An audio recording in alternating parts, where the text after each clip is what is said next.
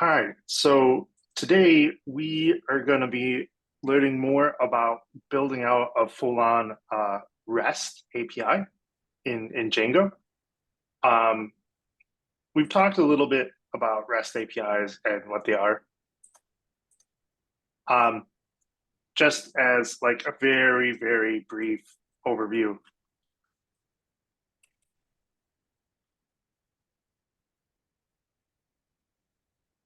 REST stands for something along the lines of representational state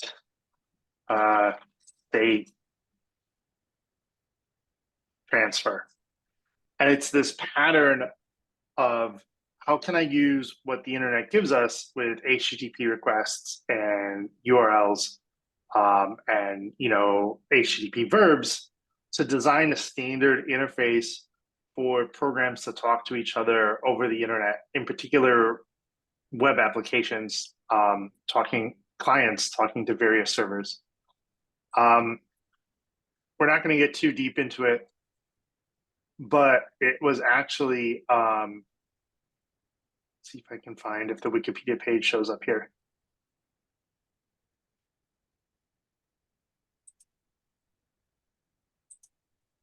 So I do like some of how this talks about REST. It's a software architecture design pattern that is created to design the development of the web. The goals here are uniformity, a common interface, scalability, and a layered architecture.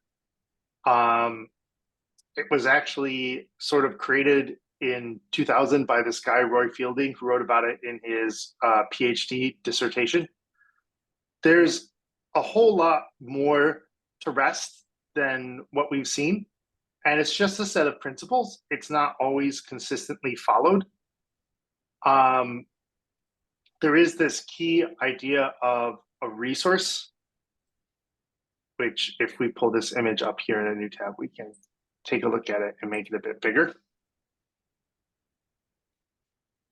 And a resource it doesn't exactly map to a Django model or a table in a database, but it's close, right? Because most of the time, that's what we're doing with our applications is we're talking to resources. So it was this question of if all I have is URLs, how do I interact with and represent these resources? And then there's things with REST, with like caching and how HTTP works that are a plus. There's different levels of REST APIs. We're really going only into sort of the core top level. There's this whole other acronym that originally was seen as part of a REST API. And it looks like these folks might have a nice little diagram. We're not going to go into this in the class, and you don't see this implemented all the time, but you will run into this acronym HATE OAS. I don't know if that's the correct way to pronounce it, but that's how I say it,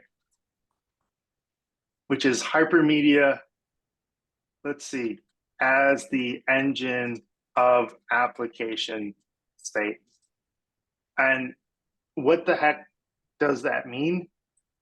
It means that in theory, if I'm writing a REST API and I'm following these design patterns, whenever I hit one of these API endpoints, the response will include all the data I need to interact with everything that this API can do. So that in theory, all my client program would need to do is follow the links basically given to me by the server.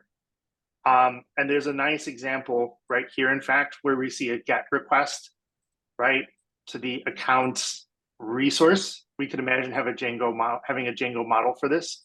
And in fact, we see here we're getting not just all the accounts, but we want a specific account with the ID of 1, 2, 3, 4, 5. And the response sends back information about that resource, about the account. And then this section links, which they're not full on URLs, but these are the paths to do all the different things with this REST API that we could do to this individual account.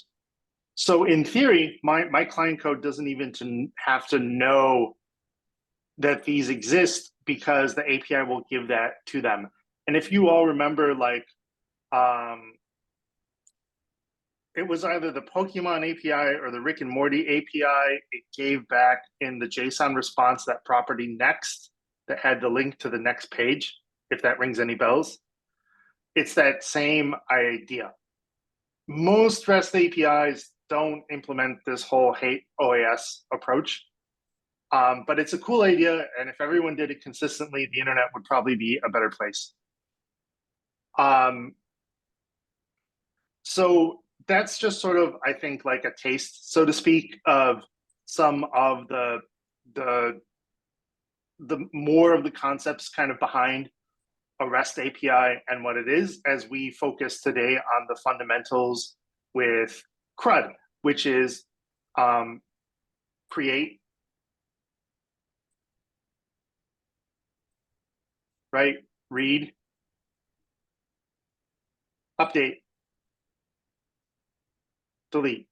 Because these are all the possible things that you can do to something in a database, right? You can add a new row to a table in Postgres. I can modify the values of the columns on an existing table of Postgres, update. I can read an existing row from the database in Postgres, or I can, delete. And our Django models enable us to do that. So when you're building an API, these are sort of like the fundamental operations that you go for and that a REST API enables. And as we've seen, REST APIs are all about, if I have like get API, or let's not even worry about API v1, let's just say Pokemon ID, right? And maybe in fact, I just want to get that Pokemon's moves. And so again, what we see here is a resource, right? And in fact, we also implemented last week get/Pokemon, right? We can see getting get all the Pokemon, get a specific Pokemon. And Pokemon here in REST API terms is a resource, which is roughly equivalent to a model, or get all the moves a specific Pokemon has, right? And moves are also a resource. So we can see how like the URL sort of enforces this conceptual hierarchy of resources.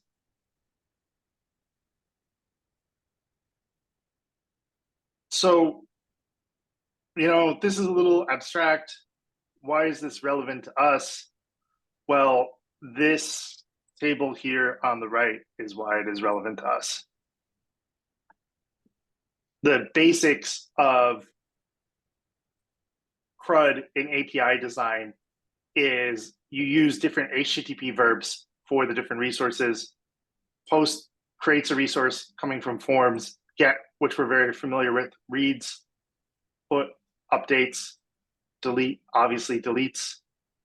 We're not even going to be writing this SQL ourselves, right? Because our Django models do this for us. But there's a rough equivalence here to insert, select, update, delete.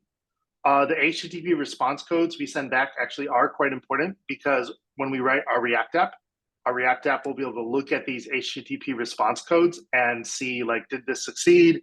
Do I need to show the user an error message? What do I need to do? And there's a difference between success, right, to get an existing resource, and 404 not found, and we don't see it here, but, I think, 500 internal server error. I think that's the 500 error message, right? Because the 404 error tells our React app, hey, this Pokemon doesn't exist. A 500 says, hey, this server is broke. And as we can see, there's a HTTP response 201 specifically for creating a new resource when something's added to the database, that this was done successfully. And for deleting something successfully, we send back a 204, I believe, no content saying, hey, this thing doesn't exist. So I just want to pause and check in and kind of see on that conceptual level before we start writing code, if folks have any questions sort of about the design of our APIs.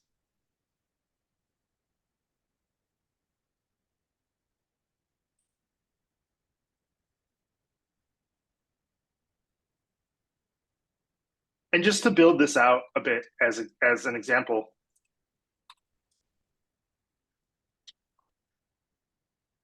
right, here's all our different read endpoints for a Pokemon. Say to get all the Pokemon, to get a specific Pokemon, and here's just, we haven't implemented this, but getting Pokemon's moves. Create is relatively simple.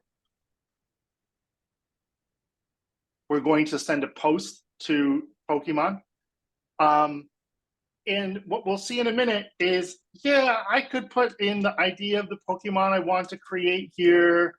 I could do things like this, but this actually becomes a real pain.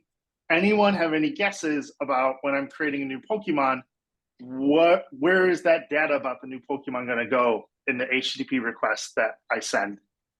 Like if I've got Thunder Client open and we're going to do a post request and we're going to go to, HTTP localhost, port 8000, API, v1, Pokemon, we have a number of places where we can put this data. What's maybe an ideal place? Eric, yes, sir. I don't know if it's ideal, but would that end up in the URL? We can put it in the URL. I can do name equals Pikachu, I don't know, type equals, I don't know the Pokemon types, so let's just say not normal, and so on and so forth. This is definitely an option as query parameters. You might see this implemented sometimes. There's another place where we can put the data that offers us a bit more flexibility. That's not in the URL, but that is still part of the HTTP request.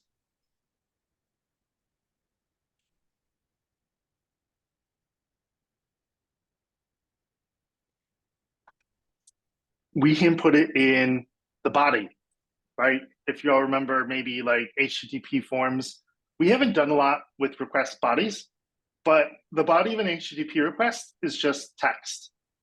And so, and here in Thunder Client, this is just formatting to help me. So it's very common to see that when I'm creating a new Pokemon, I'm going to put the data for that Pokemon in the body of my HTTP post request. Because obviously with like JSON formatted text, we have a lot of flexibility.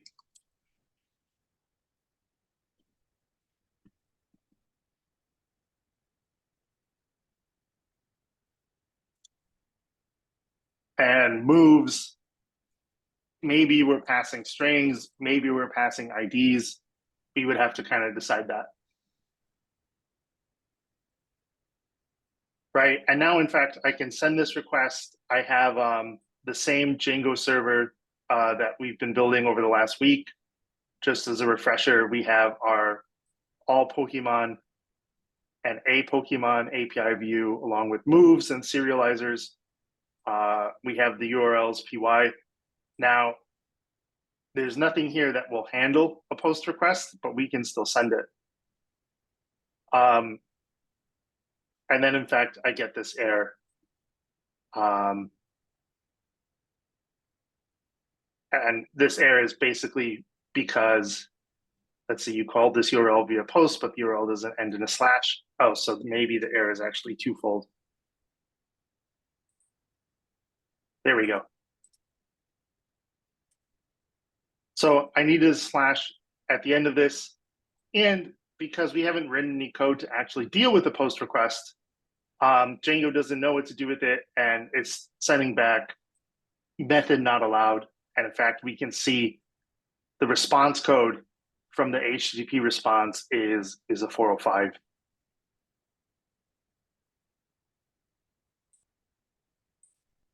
And we can see all the different response headers and all this stuff here. And here we can see the whole response, and here's the body of the response, which is also JSON.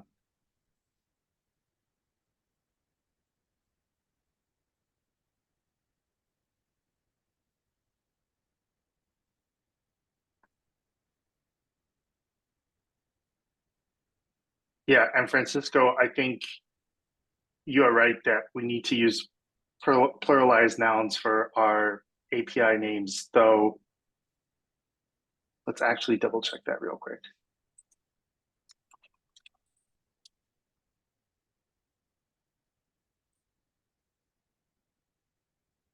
Yeah, so really we should be updating our routes. And thank you for pointing that out.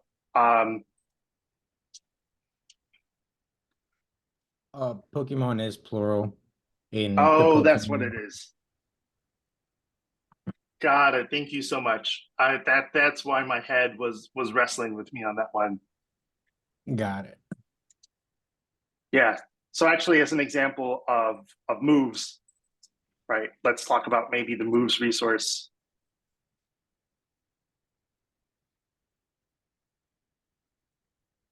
You would do get moves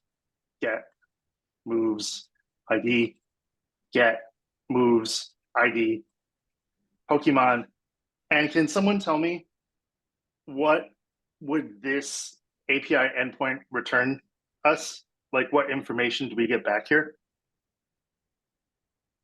If we think about these sort of like basic principles and like resources and stuff.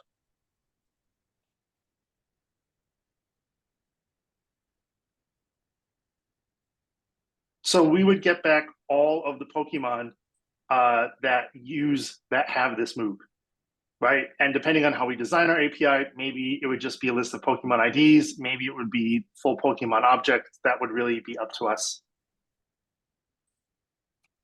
And I don't think we'd actually want to like add new moves in this way, but maybe we would.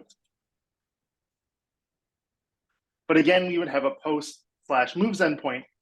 And here in that request, we would add the new move. Let's just say for the sake of argument that we didn't have a fire move. And so that's what a post move request would look like.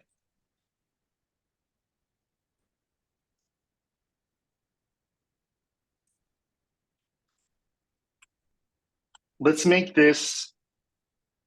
So putting the data in the JSON body ends up making life a lot easier for us. JSON is very flexible, and as we'll see in a moment, the Django and Django REST framework actually have a lot of tools for us to work with this. It also helps keep these URLs a bit less cluttered, and so the URLs can better sort of represent the different resources or models that we have, right? For querying, you'll often see query params. So you'll often see, like, if maybe we were working with Pokemon,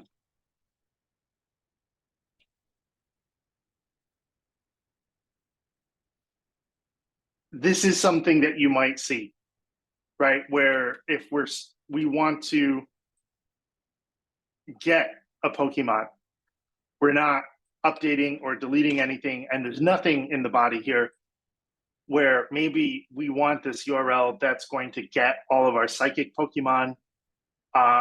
You might also see it done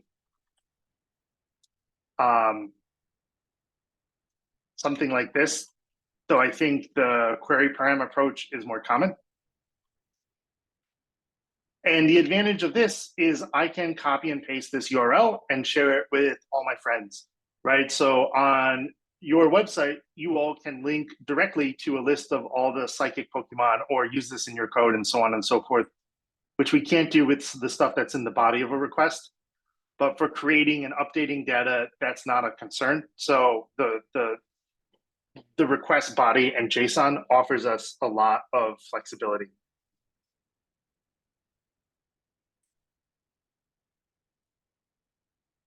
So let's go ahead and implement some of this. And let me actually take a quick check in X-ray questions before we move on.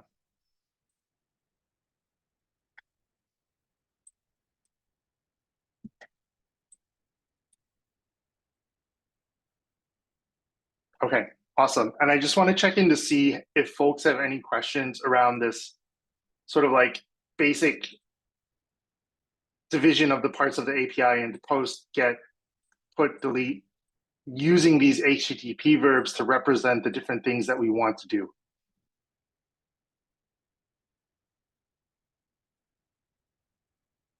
Okay, let's actually see this in action. Let's actually update a Pokemon. So let's implement a put method on our a Pokemon view. I'm not going to actually have to add anything to this URL because it uses the same URL, right? This URL, say to get information about Pikachu, excuse me, stays the same, but now instead of a get request, we're going to send a put request, which right now there's an error because we haven't written any code to do this.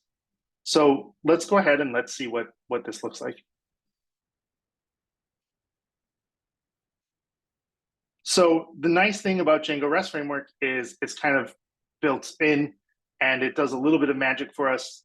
We have to name this method get to correspond to a get request.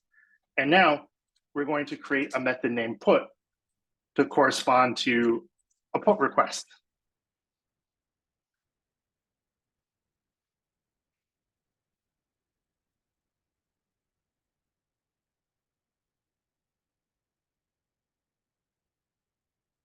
So just like the get request, we're going to need to grab the Pokemon's ID from the URL.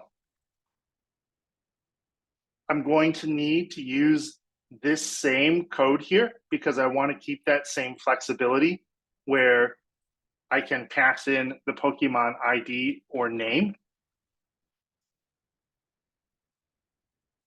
And it looks like maybe I'm jumping around a bit too much. Let's put pass here in our code. And just to refresh ourselves, let's see. Let's change that back to a get. And now let's try it.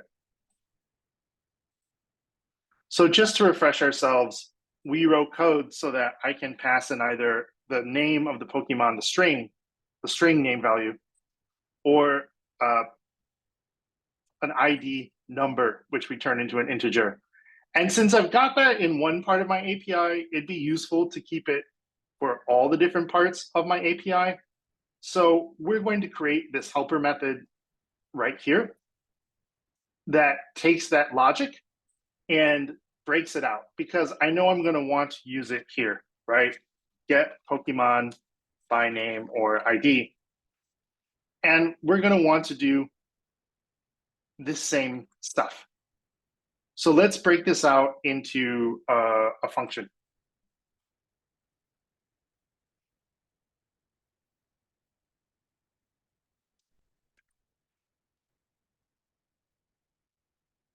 And I am going to have this be a method on the class because we can write our own class methods. And I am just going to copy this and paste this code and do a little bit of modification and checking, right? We check if the ID URL param is an integer or a string. We use Django's getObject404 method to either grab the Pokemon by ID or by string. We learned that because in our database, we're saving those Pokemons with the first letter uppercase, I need to uppercase the first letter as well for my query. And then we get the Pokemon. And so now the one change I need to make here is I need to return that Pokemon. And let's test this out by using it right here in our existing code to make sure that it works in the get method.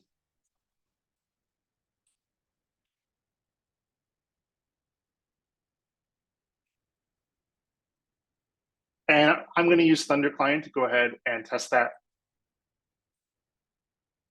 And it looks good.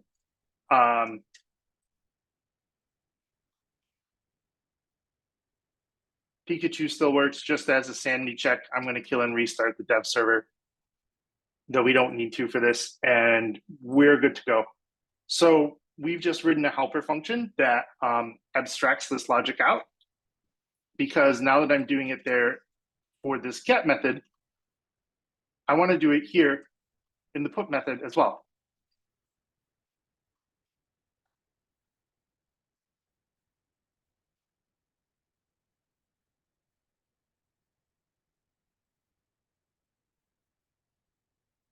Right, and so now we've gotten a Pokemon.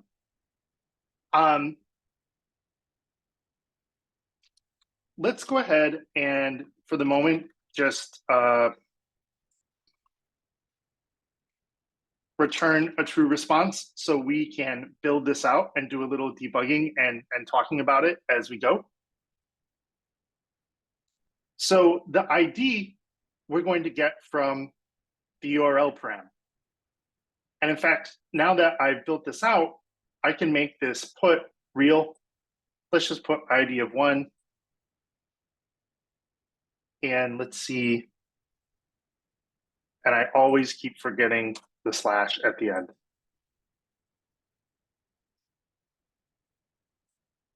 So right now, our put endpoint doesn't do anything, but it doesn't fail, right? And it returns true. And I can put some stuff here in the body. And let's say we want to change Pikachu's type to, can anyone tell me like what Pokemon type should Pikachu be other than normal?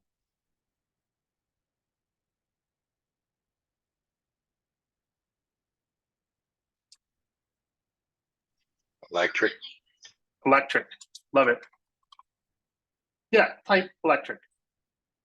And our code doesn't do anything, but it's not breaking. So ID comes from the URL, right? But the data we need to change the type comes from the request body. So how do we grab that?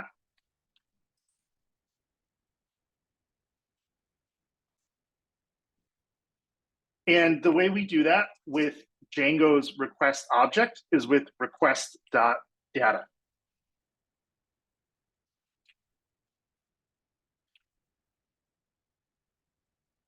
And here, let's just go ahead and let's just print data and see what we get. And we get exactly what we have in here. Our JSON turned, actually, I'm not even sure if it's turned into a dictionary yet. It looks like it might. No, it has been turned into a dictionary. It's just got string keys, type electric. So one important thing I do want to point out with request.data, first off, it's a good practice not to modify the request data object. And sometimes we might want to like make changes to this as we go. So it's useful to just go ahead and make a copy of it right off the bat. And we can do that with that .copy method. The other thing is, this is not actually a dictionary.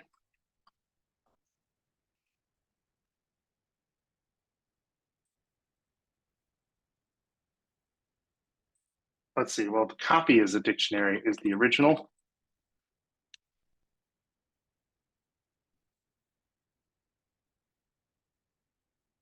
Yeah, so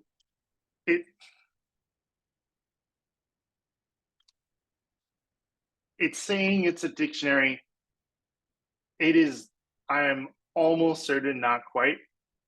And we'll kind of talk about the whys of this in a moment. But in particular, like if we pull open the Django docs for a second, Django REST framework is still using these Django classes under the hood. And this HTTP request object, if we look for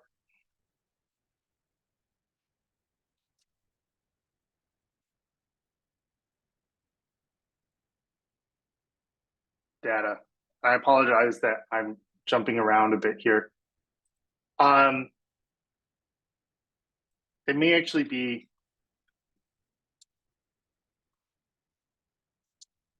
the Django REST framework docs that become more useful.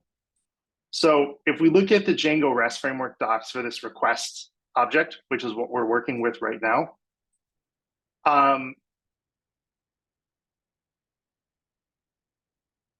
let's see.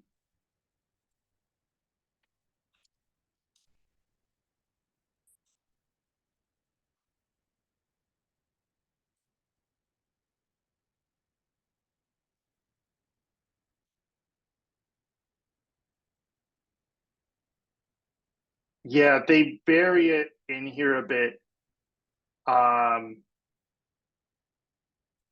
But at some point, this request.data gets turned into this sort of query dict object. And it behaves very similar to a dictionary, but it's not quite the same.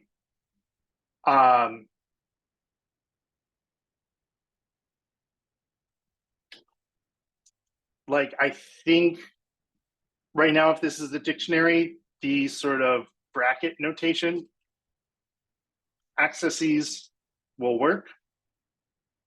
Let's see if this works.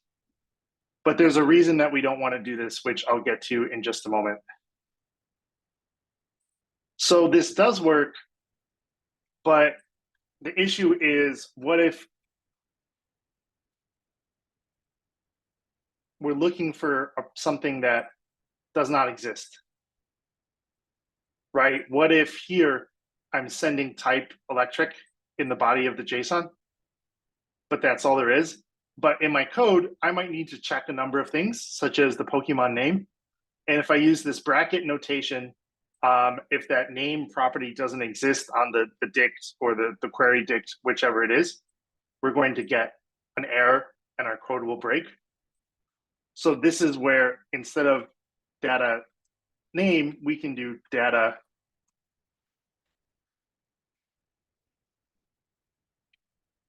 get name using that dictionary method that we are familiar with.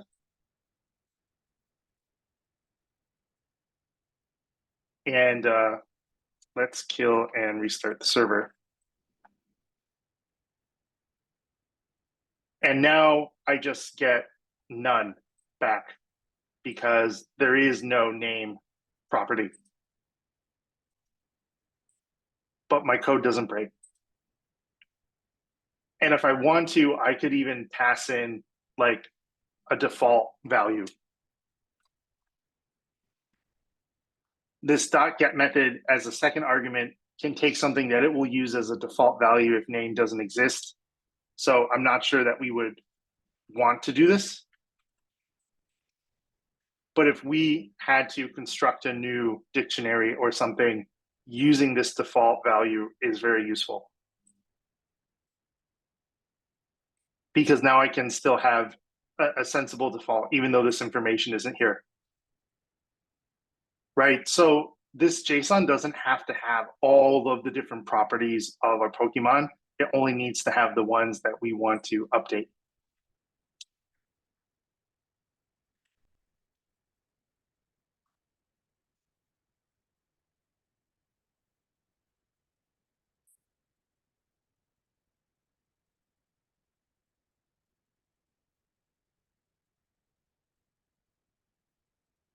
And we'll just put this here and put this here.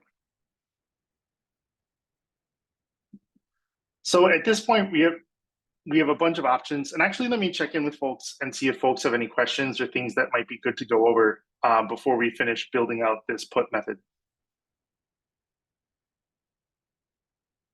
Eric, yes, sir. So the request.data comes back as a query dict that acts almost exactly like a normal dictionary. So I guess my question is, does that actually change the way we work with that data or not really? Yeah, that is a good question. And I may have been wrong there, to be honest.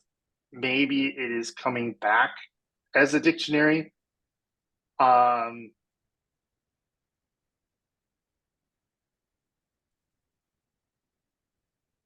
It's the request. There's a bunch of different properties on this request object, and somewhere in there is a query dict. Like, and if we kind of dig through this Django code here, where it's talking about the different things,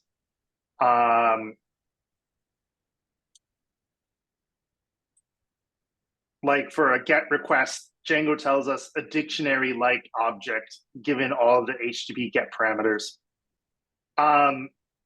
So I'm actually not 100%. I thought request data was a query dict, but then when we printed out the type, we were seeing a normal dict. As long as you're using like .get, there's very little difference for working with the request object.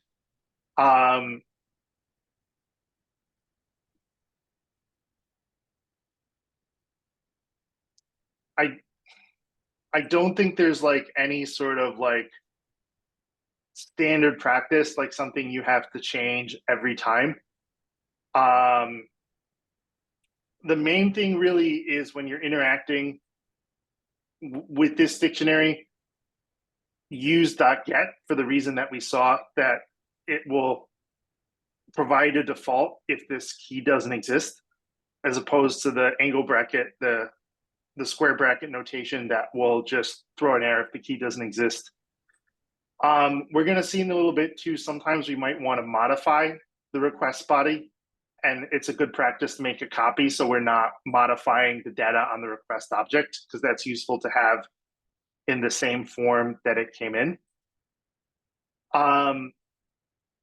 Otherwise, honestly, I think the short answer is no. There might be something I'm forgetting that we need to do a little differently with query dicts. They can do more than the normal dictionaries, but most of the normal dictionary stuff like works okay with them.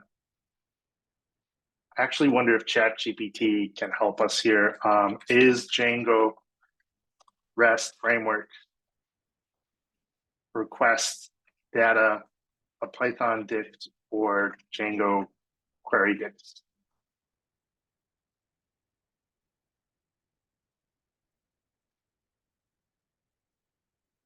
Yeah, and so here it's saying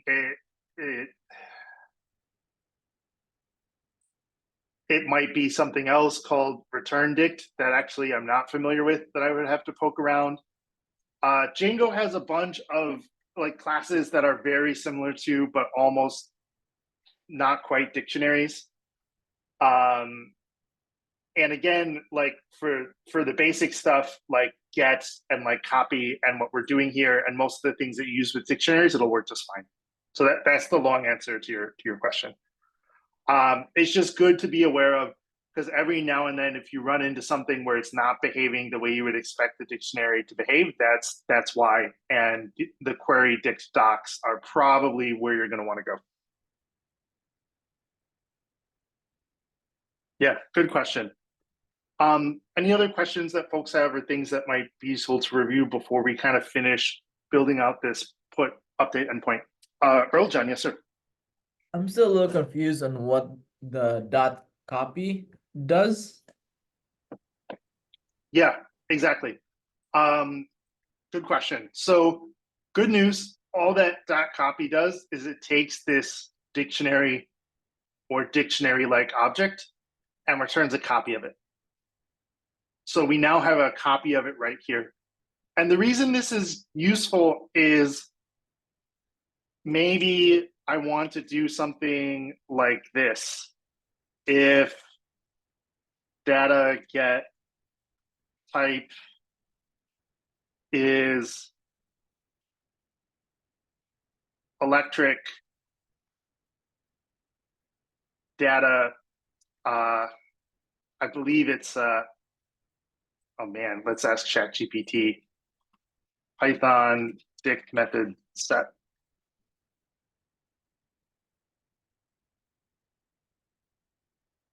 Update. That's what I was looking for.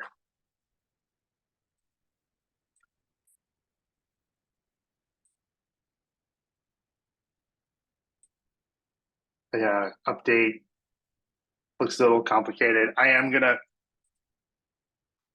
use square bracket notation here because in this case we know it exists. When we run this code, we can see if there's a different way that we have to do this, but just to show the example, let's just say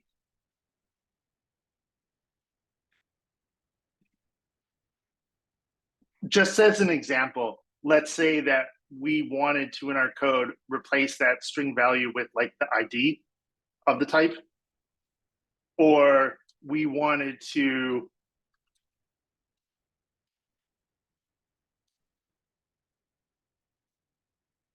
make sure it was lowercase, right? And convert it to lowercase if it's not, which I would probably want to do earlier in my code. But just as an example of like, maybe there's a number of valid reasons why we want to modify some of this data before we save it. And for modifying the data, it's useful to be working with a copy so that I have sort of the original HTTP request preserved pristinely in the same form, because maybe I need to refer back to it and also just sort of for purposes of organization, because I don't want to modify the incoming HTTP request. I want to get its data and modify that. Does that help answer your question a bit? Yes, thank you. Yeah, great question. Absolutely.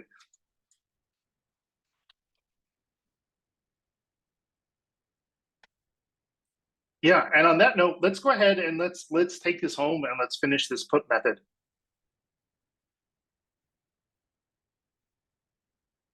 So, you know, there's a number of things that like we could be changing here. For instance, like what if the Pokemon is captured?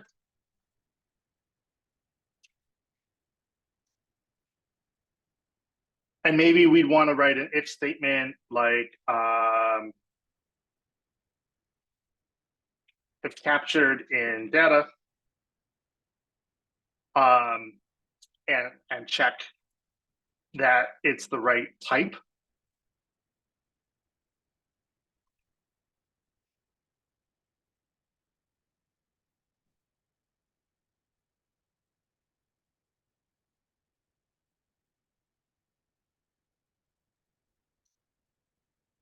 And use that method that we wrote a couple days ago to change the Pokemon's captured status.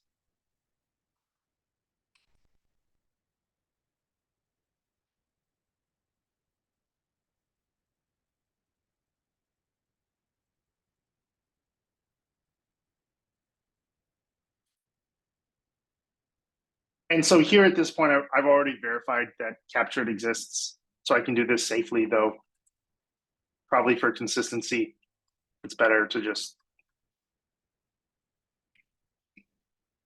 do that.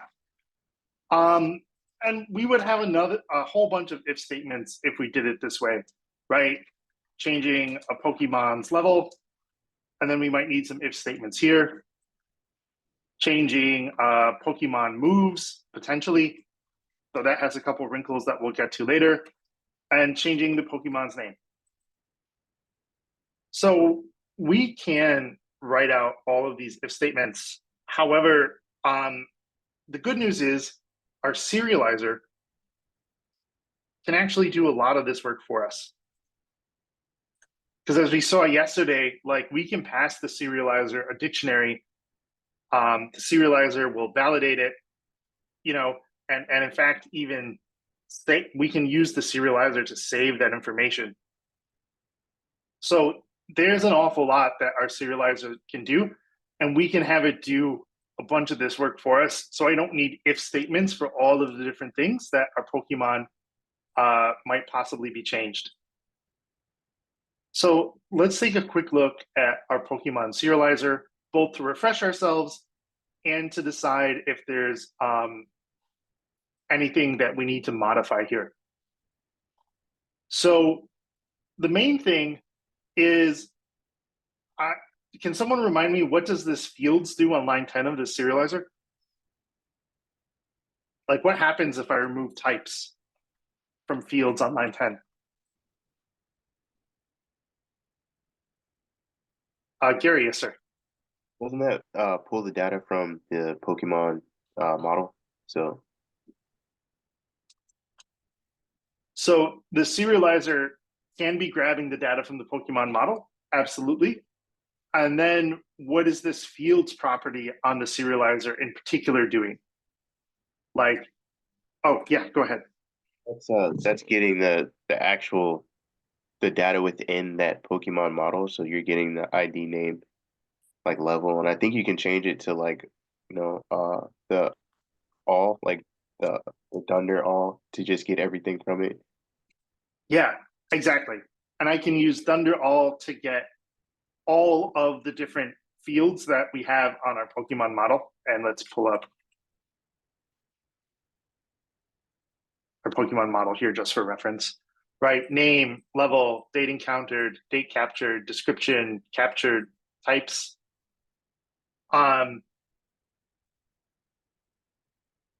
If I don't have all, like right now with the way that this was currently written, when my Pokemon serializer like interacts with Pikachu's Pokemon model and turns it into a dictionary, does that dictionary have these date encountered, date captured, and description fields as part of what the serializer gives us back?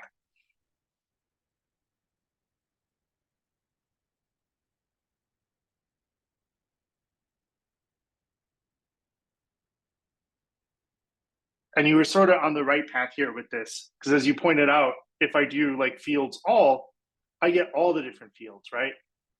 So if instead of all, I just have a list, then the serializer is only giving me back those fields that I want, right? Like if over here in my Pokemon view code, let's get rid of this sort of example for captured stuff.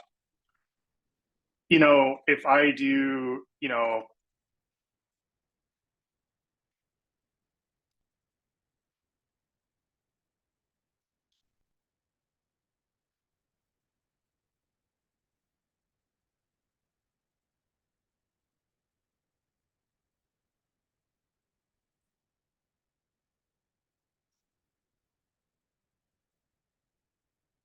what do we think line 53 is gonna,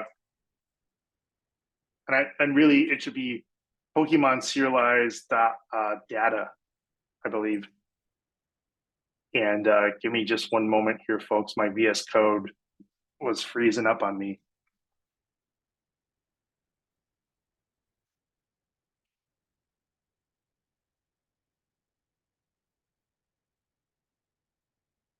And let me go ahead and clear this, and let's send this request again. So date captured, none, right? Because right now I'm telling the serializer to only look at these certain fields. If we add it now to date captured and we run it again, now it's there. So to use the serializer to help with put requests, we needed to be able to handle all the different fields.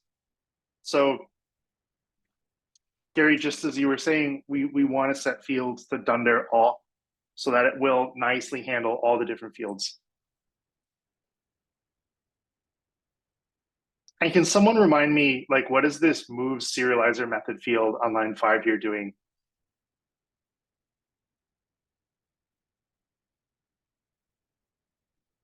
And it kind of relates to this get moves method here on line 12 in the serializer.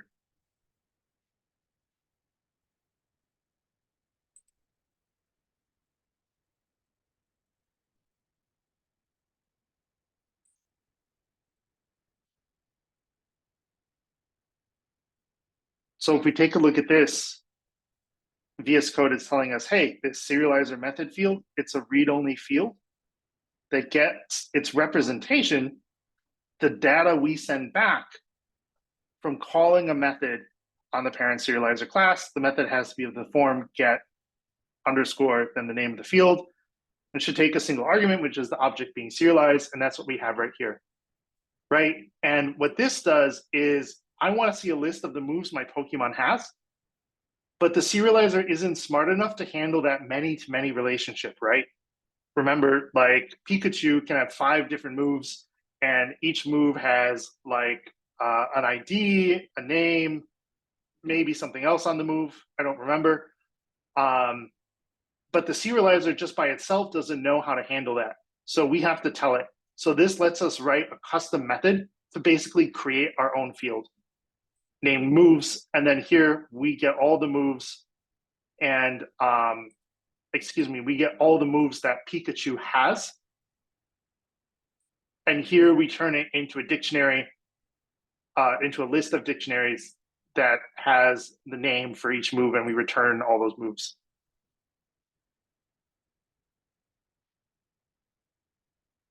All right, and now that we've done a bit of review kind of our serializer and our model, and we've updated the serializer to handle all the different fields, let's put it to use in our update function.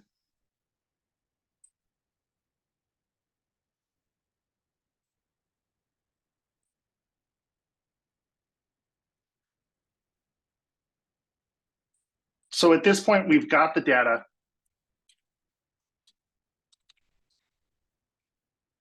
And all this other stuff is just print statements that I'll just leave those there, but we're going to do our work here.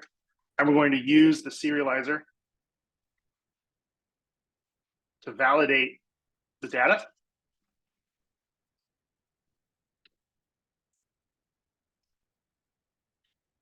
And update our Pokemon.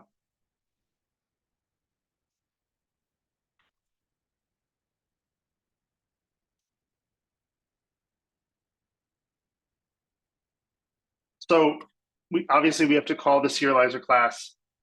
We have to pass in the instance of the Pokemon. And I have to pass in the new data. And just like we saw when using a serializer where we're creating a brand new Pokemon, we pass in that dictionary. And we also have to tell the serializer that this is a partial update, right? That our data is not going to have every single field that the Pokemon can have. It only has some of the fields. And that's why we have to say partial equals true here.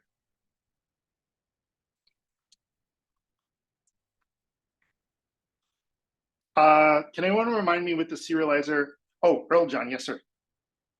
I just have a quick question. So like with the partial, so Mhm. is there a way that you can make that into a dynamic where like if they do want to update all of them, like that returns the true, and then if they just choose to update partial ones, like that also returns the true?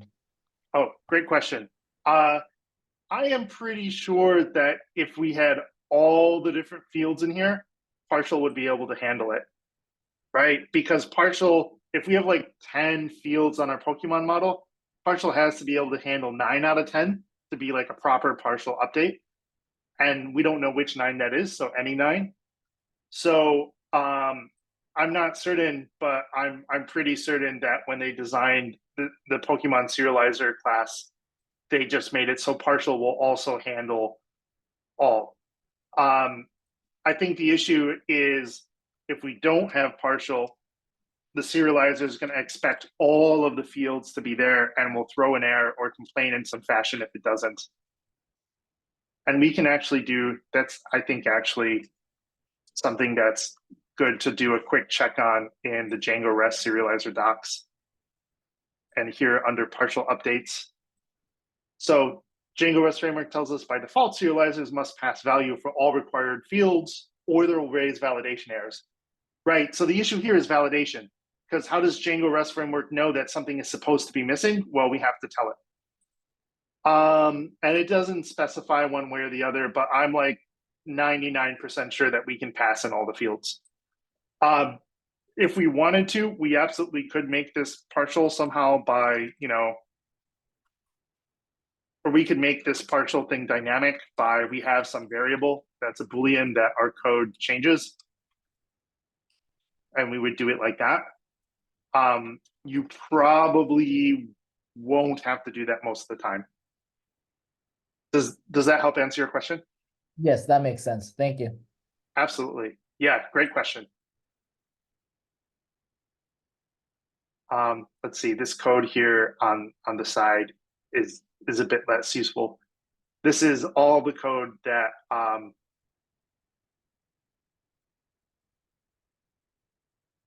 we'll see if we have to add some of this in. A serializer should be able to do a lot of this, but certain things, maybe like leveling up or things that use our own Pokemon methods, we might end up having to add a bit of modification to. Let's just put TL draw on the side so we just have a blank screen. Can someone remind me, once I've created like a serializer, how do I check if the fields, if that serializer has valid values for all of its fields? What's the serializer method I use to do that?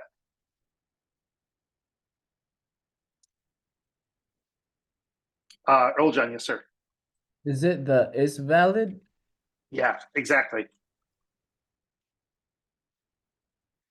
Right, and what this does is it looks at my instance of my serializer, it looks at the values for all those fields and checks them with all of those validation rules that we put on the model.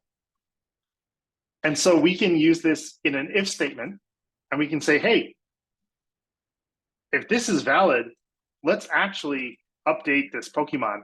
Let's go ahead and save it.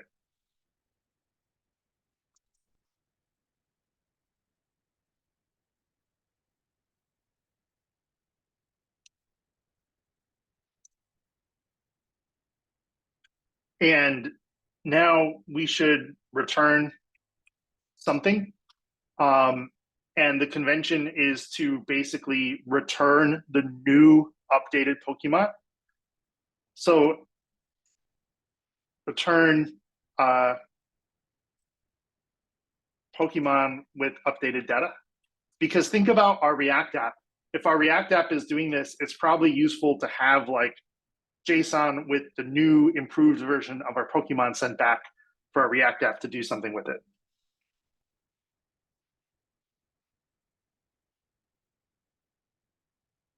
So we're just going to go ahead and send back the response.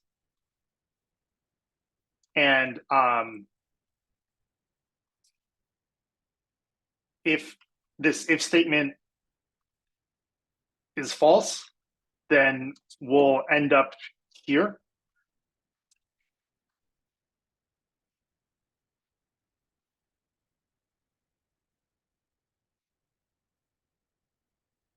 And we're going to return in the body the serializer errors. And in the HTTP response code, the HTTP status sent back 400 bad request, which I believe I have to import. So let me type it out and then we'll go ahead and import it. And the reason I don't need to set a status code here is because the default status of an HTTP response for this response class is a 200 response. And I think this comes from Django HTTP. Let me just double check. Nope, it does not. It comes from Django REST framework .status. And let's just import a number of these because we might use these later, and just so we can see them.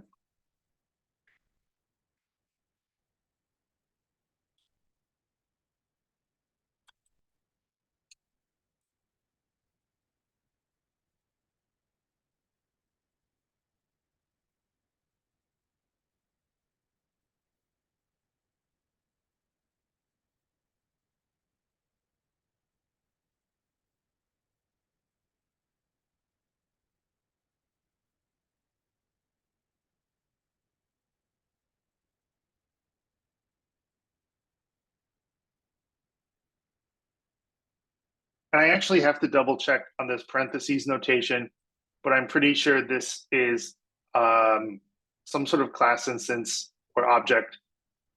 I'm not sure if this is doing destructuring on it, but it's let us grabbing each of these individual constants.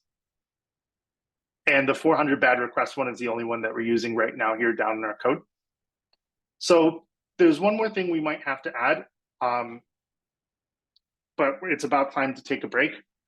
After the break, we'll look at how to handle if Pokemon moves get updated.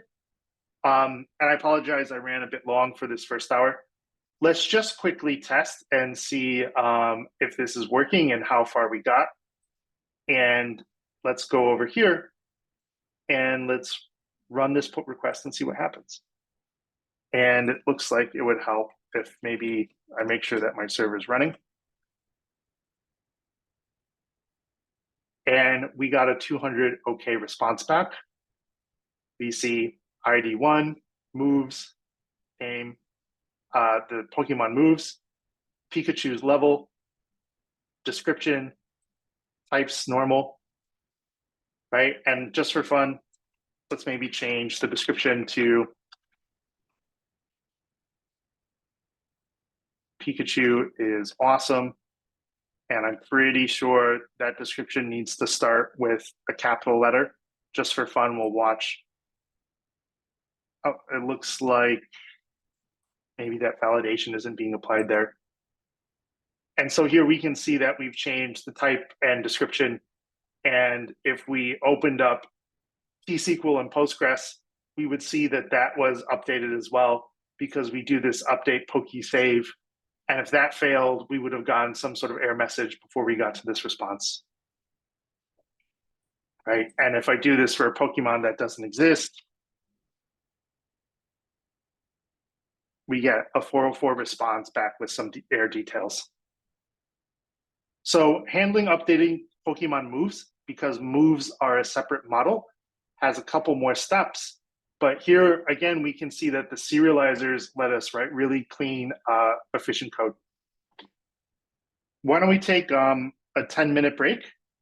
And then I think the plan for today is I just want to kind of move through the whole lecture and with the goal of wrapping up about 45 minutes, if possible, like an hour before lunch, to have some work time, because all of the assignments require you to be writing not just put updates, but also delete and create.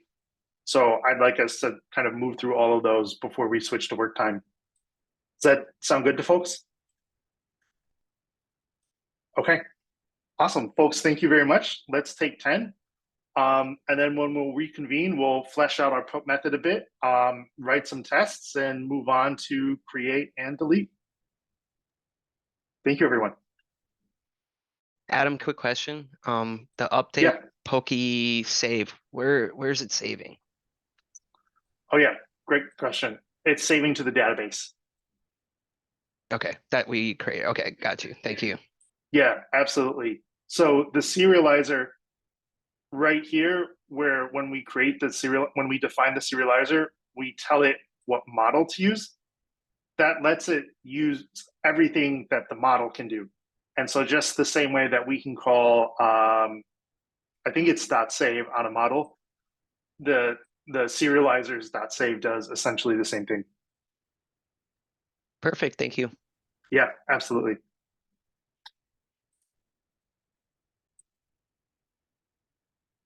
All right, so let's do a little kind of recap of what we just built.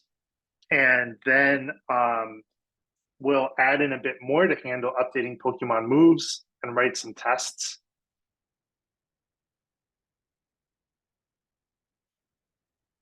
And then write a post and delete endpoint, which, as we're going to see, these are a lot more straightforward, because put modifies something that's existing.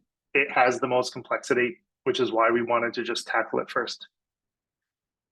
So just to do a quick recap,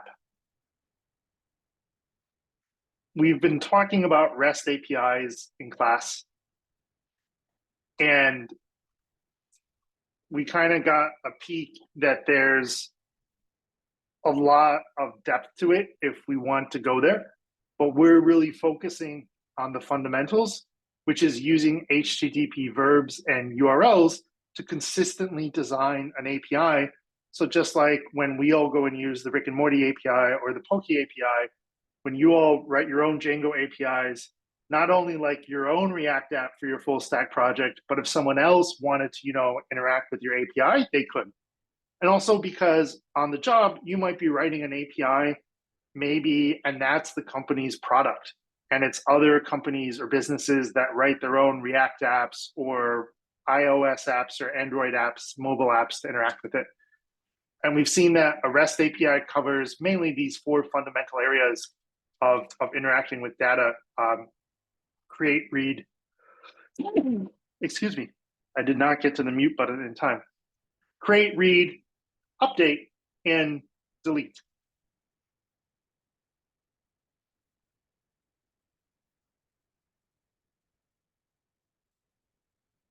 And this idea of a resource, that's roughly analogous to like, a model or a table. Basically a thing that gets stored in the database at the end of the day. And in a little bit, we're going to write this create endpoint to create a Pokemon. We already have these read endpoints. This one doesn't exist, but I showed it here as an example of the hierarchy of REST API URLs, right? A resource, a specific resource, a specific Pokemon, and then another resource, like the moves belonging to that specific Pokemon. And we just went ahead and we just implemented update, right? And down here, I'll sort of put as an example, just name equals new Poke name.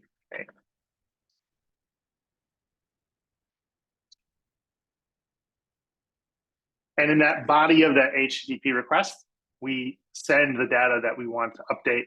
And in a minute, we're going to write delete, which will look pretty much like this.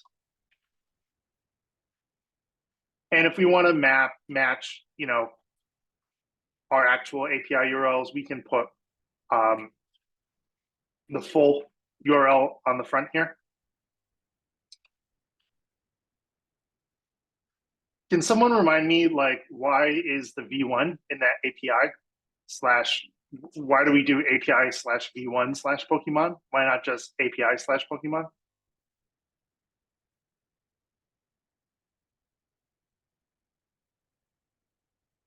Well, what if our site gets really popular and we have thousands or tens of thousands of people on the internet who, like, programmers worldwide love our Pokemon API and are using it to learn.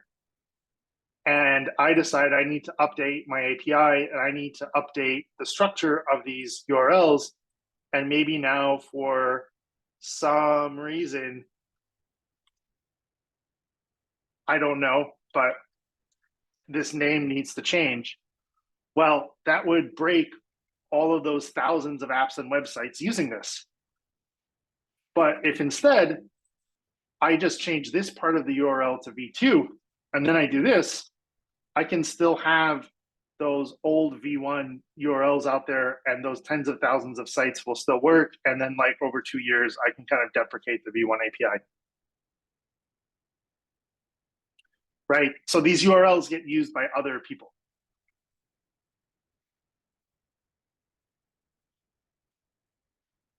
And so kind of following these REST API design patterns, we've added to our a Pokemon API view class a put endpoint. And along the way, we wrote a helper function, get a Pokemon, so that when in our URL, we have a Pokemon name or an ID, we handle it nicely and I don't have to duplicate this code in my get and my put function and so on. And we saw that with Django REST Framework API views, the different HTTP verbs, I just need to create methods with those names. Get, and then Django REST Framework does the work of connecting the get requests here and the put requests here. because in fact, if we open up our URLs PY, we never actually added a new path, right? It's all on this same path, and we don't have to. Django REST framework does the work. This API view class does the work of, it gets an HTTP request on this path, and it checks if it's a put, post, get request, and calls the appropriate method. And here we get a Pokemon. We copy the JSON data just in case we need to modify it later as sort of a good practice. We use the serializer. We have to tell the serializer for validation purposes that this might be a partial update, that this might have all of the fields on the serializer model, right? We also made sure that the serializer is looking at all of the fields because it wasn't before. So that's something that's important to check to make sure that my serializer is including all of the fields that the client might be requesting to change in this put request. We use the serializer to check for validity. We save the Pokemon, we send back the updated data, and we've got our response message. And we can see that, like, if I did something like give an invalid level for Pikachu, in fact, we get back an error, right? Because the serializer uses that validation logic we wrote for the Pokemon model. And I just want to pause and check in and see if folks have any questions.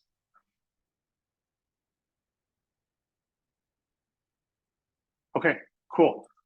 So the one thing we haven't done here, first of all, let's change this to a valid level, is changing Pikachu's moves. And as it turns out, this is going to introduce a couple wrinkles. If I go ahead and in fact, let me quickly check to see if we have a list of valid moves in the validator. I don't think we ever built a list of valid moves, but I just want to check. Yeah, I think our moves can be whatever we want. But let's just try psychic, fire, I don't know, water. That seems like it should maybe be a Pokemon move. Well, I'm not getting an error, which is good, but I'm not seeing any data here changing, right? And in fact, if I just double check and I go into, let's maybe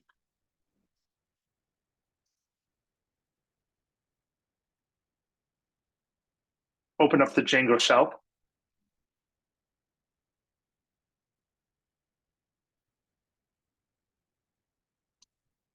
And I grab Pikachu from the database.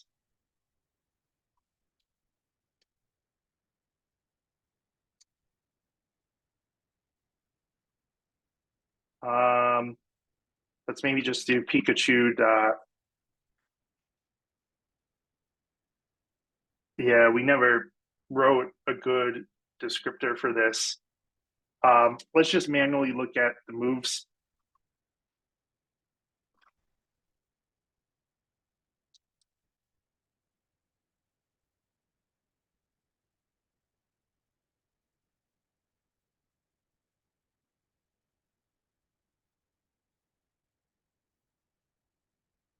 Moves. There we go. That's what I was looking for. So Pikachu's got Psychic and Fire as his moves, despite this happening. So what this tells me is that our serializer didn't really know what to do with the moves and updating moves, right? And there's also the question of what if we add a move that's not in the database, right? If we do move objects all, we've only got Psychic and Fire. Right, so maybe we change this just to Psychic. see if that changes anything.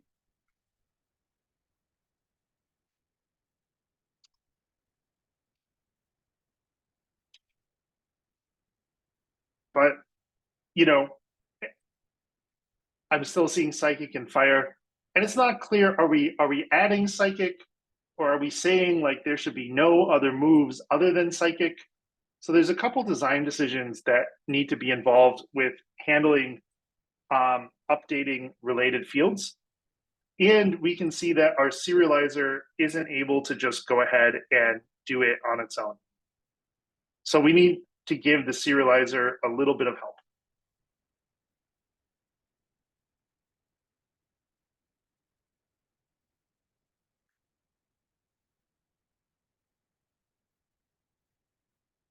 And we have to make a couple design decisions along the way.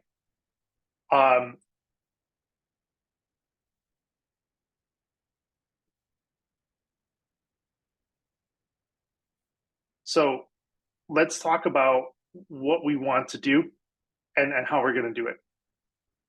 So first off, to avoid confusion, I think what I want to do is when we're updating moves, let's not use the same name as that serializer field. Let's have the client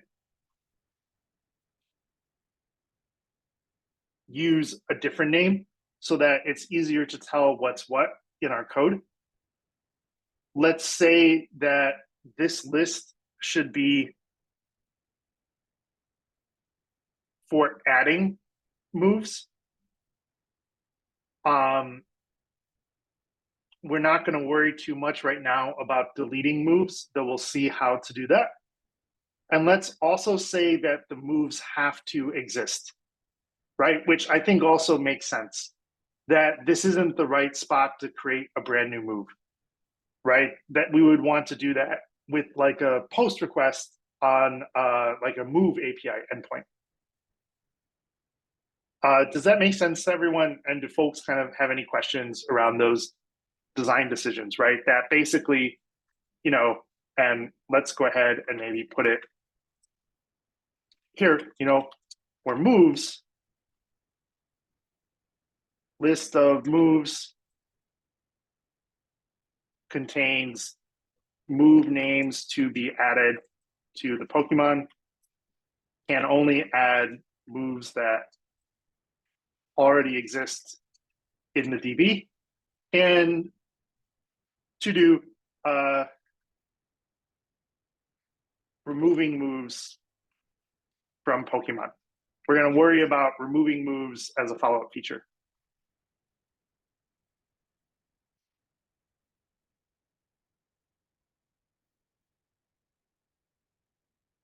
And I think to help in this process, I do want to add one or two more moves to the database. And I'm actually going to use the internet here to help me list the Pokemon moves.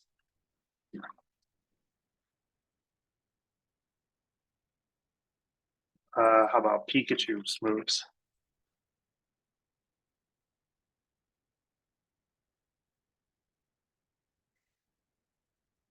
I see Thunder, Shock, Wild Charge.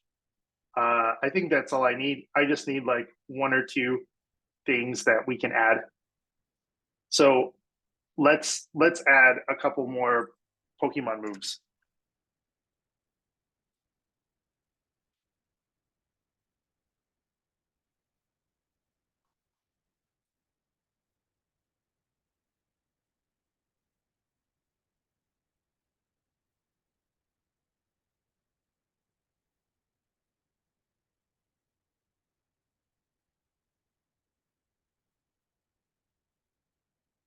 And this is a model, so I'm just, let's see, improper name format.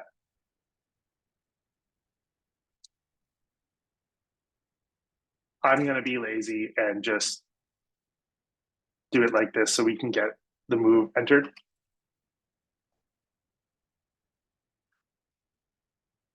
And let's do the wild charge as well.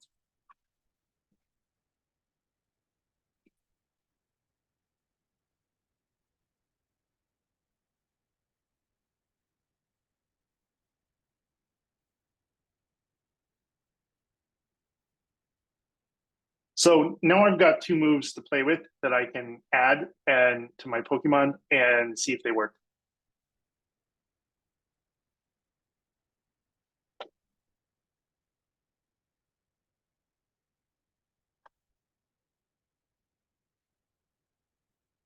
So right in here is where I want to add to check for and update moves.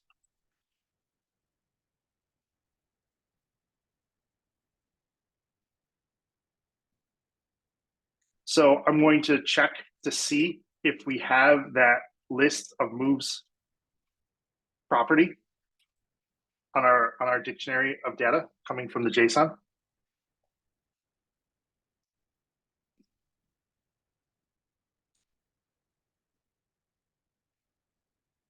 And then I think I'm actually going to write a helper function.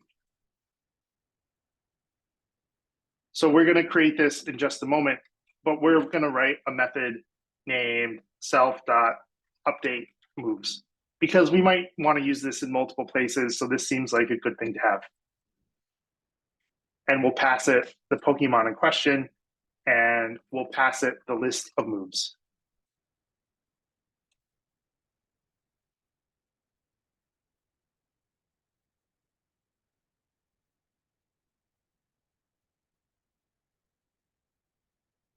And now let's go up here where we have our other helper, and let's create this helper method as well.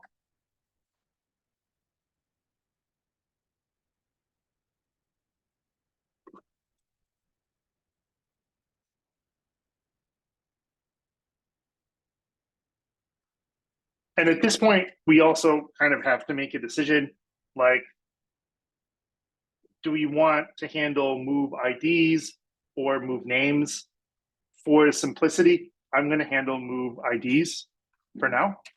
So I'm going to make that an update here. And let's just say,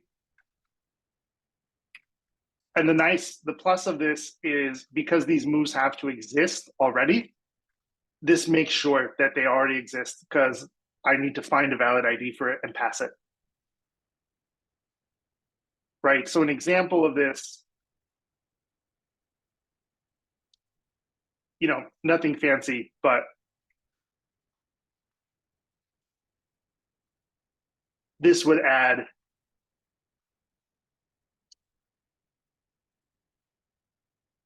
those moves with those IDs to our Pokemon.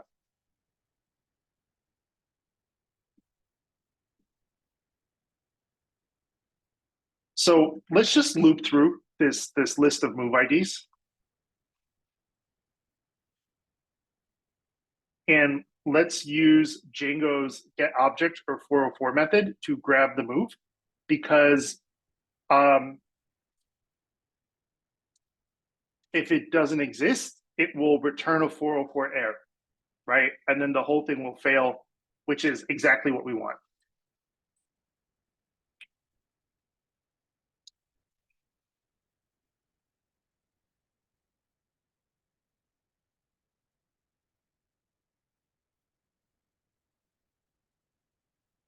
And I have a red squiggly here telling me that I need to import the move class.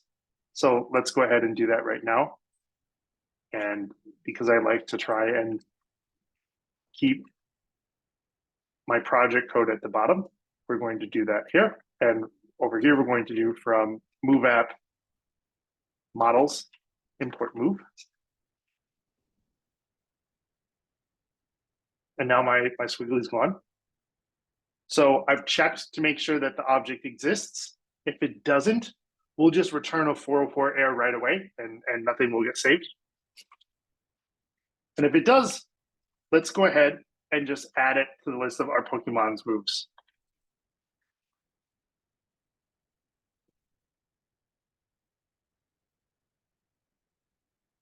And there's probably a more efficient way to do this where we're not calling save every single time. Like I can probably just do Pokemon moves add and then have the save step right here. well, actually, I can't because I call save here on the serialized instance of the Pokemon. So that could actually get a little tricky.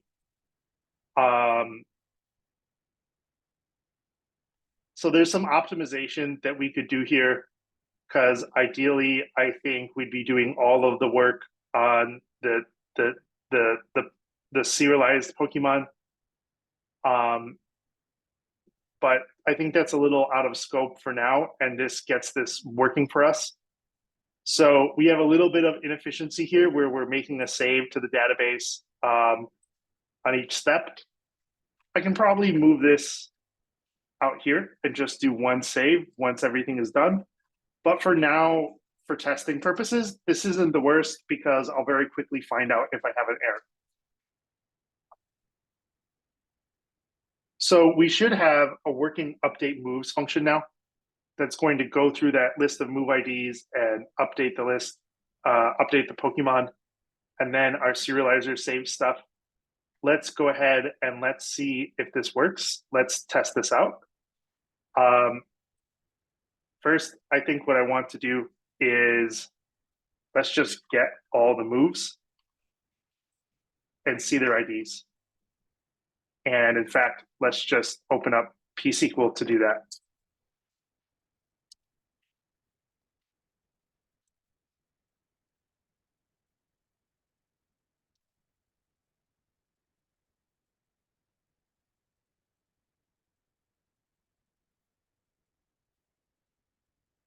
And I want the move at move table. So let's do select star from move at move.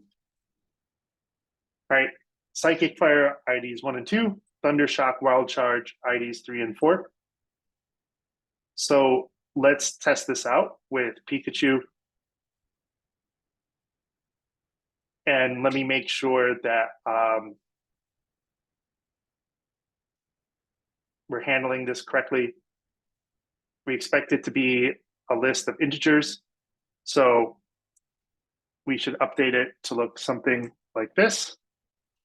So these are existing moves that are already there. Nothing breaks. That's always a good sign.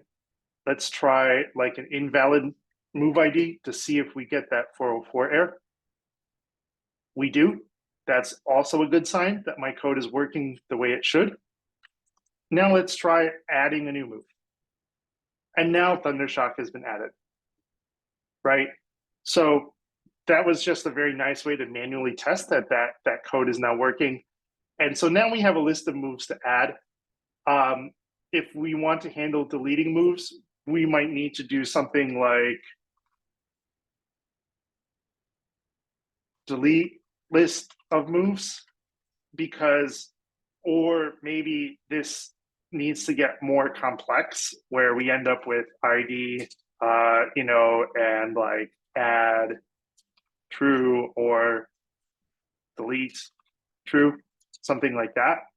It would depend on how we wanted to implement it, because we have to tell our Django code if these moves are moves we want to add to our Pokemon or remove from our Pokemon. So right now we just have the add implemented, but those are two ways that you could implement the delete, just depending on how you wanted to do it. And now we can add to our Pokemon's moves. So I just want to pause and check in and see what questions folks have kind of about this logic that we just added and handling adding moves. And let's maybe close that out. And we can just look at these two methods right here.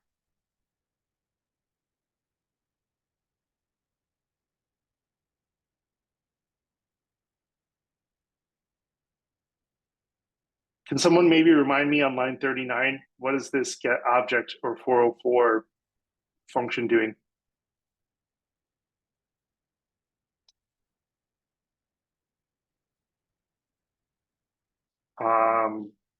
Garrett, if you're there.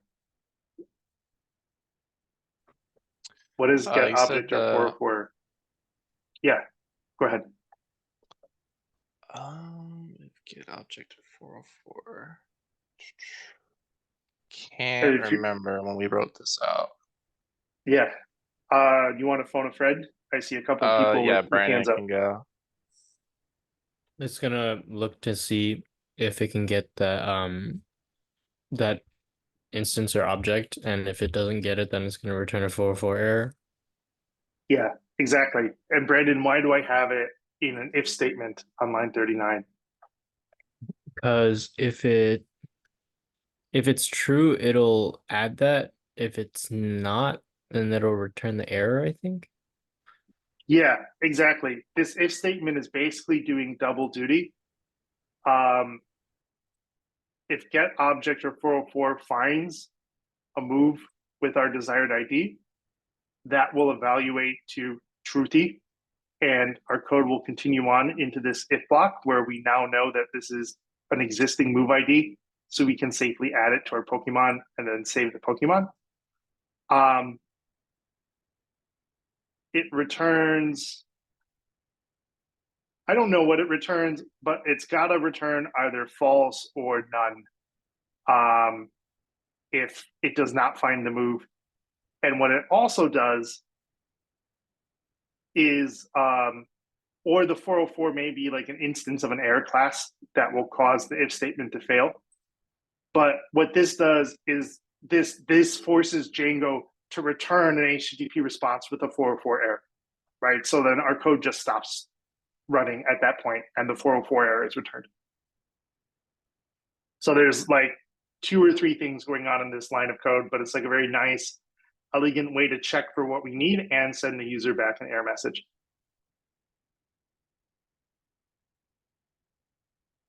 And Daniel, yes, sir.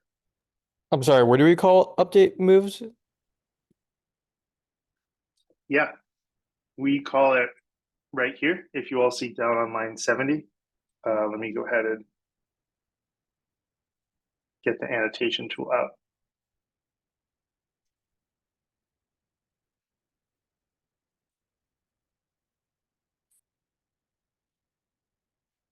Right, so here's our put function. We get our Pokemon by ID. We make a copy of the data just in case we need to modify it. We use the serializer here to update the fields that aren't like a many-to-many relationship field, basically all the other fields. But as we saw, the serializer can't figure out how to handle like these Pokemon moves because it's a many-to-many relationship and it's not sure what to do, and we didn't tell it what to do. So what we do is once the serializer has validated that all the other fields are good, we check. Do we have a list of moves that we want to add? Right. If I don't have a list of moves in my request, then that code never gets run at all.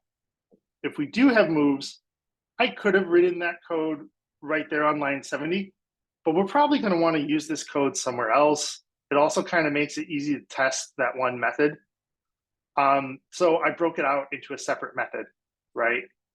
This method up here that actually handles adding moves to a Pokemon, and we pass it the Pokemon and the list of move IDs.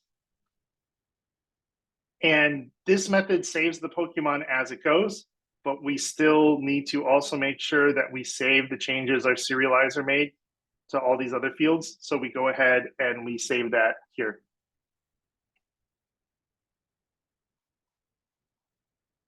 And there may be a case for moving this line 72 update PokeSave up above to make sure all the other serialized code is updated first before we add the moves. That might not be the worst change to make.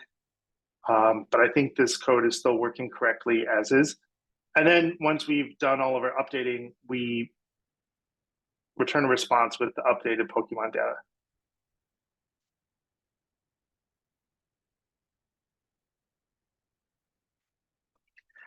So there's not a lot of logic here, right? Again, we're relying an awful lot on the serializer. And then it's just these many to many relationships or like many to one relationships that are a little tricky for the serializer, where we then write some manual logic where we're working with our models. I think the big thing is this if get object of 404 on line 39. This is really important, right? Because that will actually return an error response back to the client. And it checks to make sure that the move is valid, right? That's probably the most important line of code in that update moves function right there.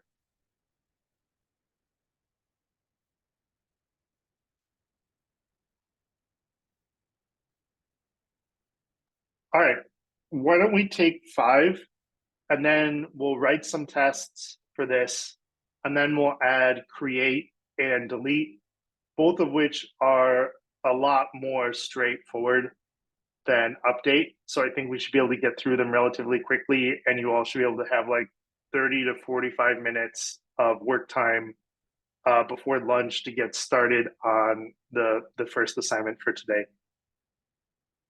Does that sound good?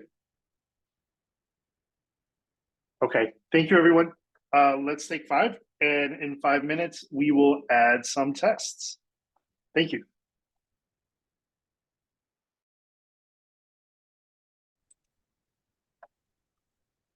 All right.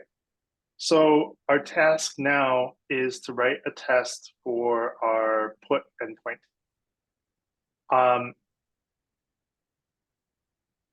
And just to sort of recap, because we went through a couple variations on the tests for the Pokemon app, we moved the tests for the Pokemon out of the Pokemon app directory the other day. And once I remembered that the test directory needs to be at the top level and not inside the app, we put them inside this directory tests, right? Where we have a test to test our Pokemon model, just that a model is created, test some validation. We wrote a test to test the URL. That once we've like written these paths and URL patterns, that we have the correct API view function associated with them. And then we wrote what is basically an end-to-end test to test the view function themselves, where we actually use the reverse function to have the test HTTP client make an HTTP request to the A Pokemon endpoint. And the way to run these is Python test and then the name of the directory tests. Excuse me, Python manage py tests. And we see just a bunch of print statements here. This first test that tests all Pokemon, I've commented out. It's currently failing, and I'm pretty sure it's failing because we changed the Pokemon serializer a little earlier in the class. Because we see here, there is like a bit of a difference in how stuff is getting rendered. And if you all remember,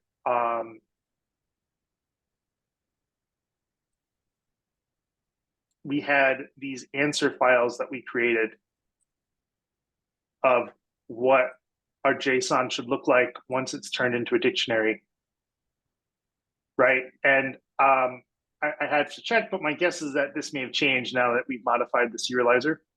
So, because the all Pokemon test just has more stuff to change and is not what we need to worry about right now, I'm not going to worry about it too much and comment it out. But let's see about this test an individual Pokemon and see if there's something we can change to maybe make this test current or in line, or if we need to change our database.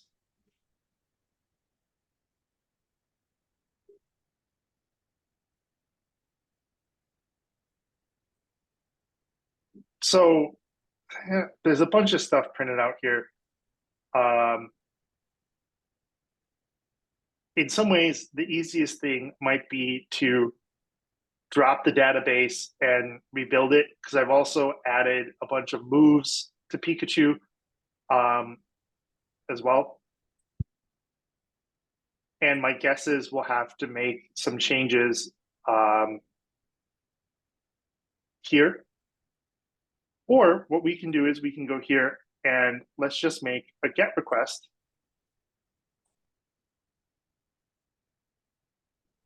And it would help if I had my server running. So let me open up another terminal here. Make sure I have the right virtual environment running.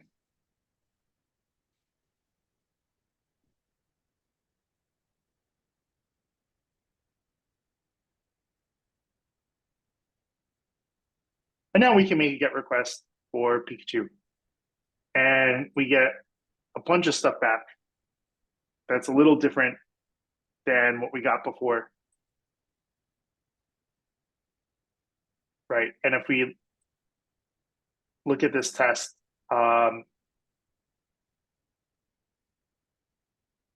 what we should be comparing, it looks like, is two dictionaries, because we're going to take the response content and we're going to load it.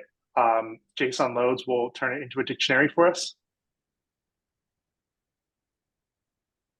And then we're going to make that comparison. So let's just grab our updated Pikachu data. And let's just update answers PY.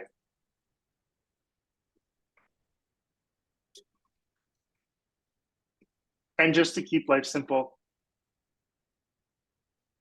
we can just use the same variable, the same stuff, and we should not have to need to make a lot of changes in the JSON. And let me kill the Django server, because I think that can interfere with the tests. And let's run our test again and see how we do.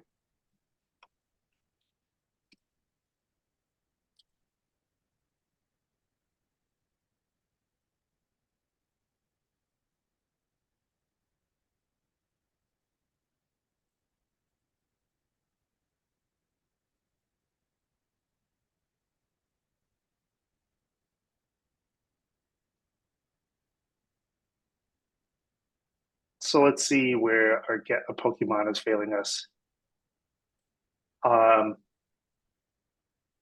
it looks like it's failing us here, where because we saved Thundershock as a move to the database for Pikachu,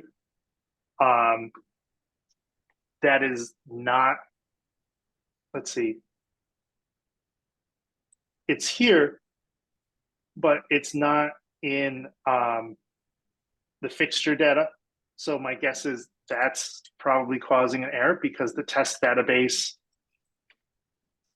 does not use the actual database. And so, right, so just to recap, when we run tests, Django creates a brand new database, applies the migrations, and applies the fixtures.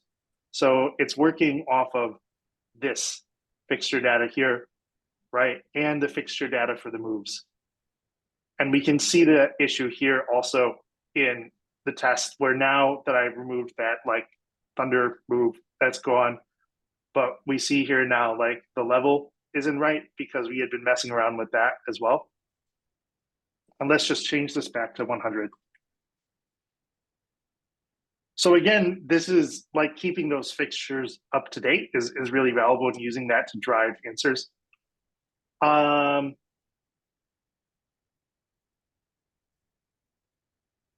Yeah, and there's going to be a bunch of stuff here. And at this point, I think I'm almost better off. Changing capture to false is an easy fix. Changing the dates is more of a pain. Date encountered, date captured. Right, if we look over here for Pikachu, date encountered, date captured, and description. So I think I'm just going to go ahead and copy these from here and bring them back into answers.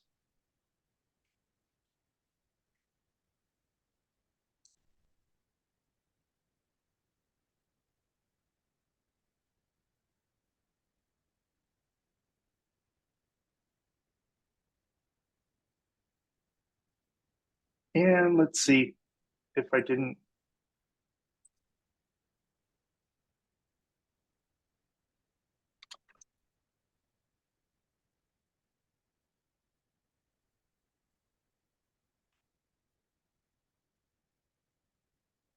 No, so that looks right. It looks like we're running into yeah, this is a bit of an annoying issue. If you folks can see here, like the issue that we're running into is, and this resulted from the change we made to the serializer, where it looks like wherever I grabbed this date captured format is maybe a little different from what we're getting back. And the only difference here is like, it looks like the actual data has some extra zeros right at the end here. Everything else here looks the same. So at this point, what I think I'm going to do is just add the extra zeros. So we're looking at 3 extra zeros here in answers. And let's do the same thing in the fixture data as well for Pikachu. And hopefully this will be the last issue that we run into. And there we go.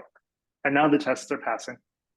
So you can see that kind of as you modify the serializers, that can impact the way that the tests behave. And then you may have to update the fake data that you basically use for the tests. And this is why, like, when people talk about tests being like brittle, potentially brittle, this is a good real world example of that. So now that we have the existing test passing to get a Pokemon, let's add a test to update a Pokemon.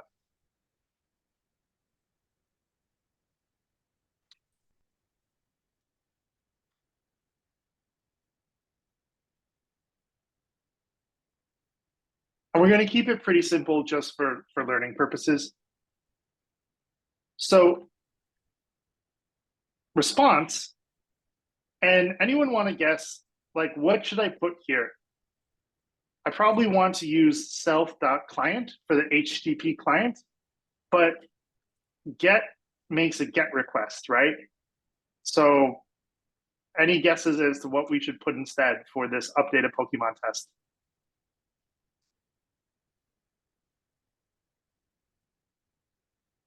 Daniel, yes, sir. What? Yeah, exactly. And Daniel, what do I want to put inside as arguments for this put method? You want to put reverse, and you want to grab. You still want to grab the Pokemon, right? So we can say a Pokemon as well. Yeah, and what does that reverse a Pokemon do again? Is it to? I believe it. Is it just to grab the data? Question mark. Close. It doesn't grab data for the Pokemon, but it grabs an object representing this path. Or, excuse me, this path that we gave this name a Pokemon. And most importantly, it grabs the URL, right? And so this way, just we don't have to give the client the full URL because we might change that. But we're less likely to change this name that we use to refer to it. Does that make sense? Yes. More or less. Right? Because here we might want to say, again, I'm pretty sure reverse returns more. It actually might just return a string. If I look at the function definition, it looks like it does just return a string. Right? We could do API v1, Pokemon 1. But especially when we're developing, it's an easy thing to forget to change this in the tests if we have to change this URL for any reason. Also, as these URLs get longer, that starts to become more painful. So this does the same thing for us. And then we need to pass some arguments to reverse.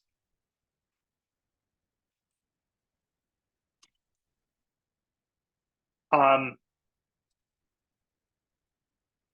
Daniel, can you remind me maybe like what is this arguments list for with this reverse method?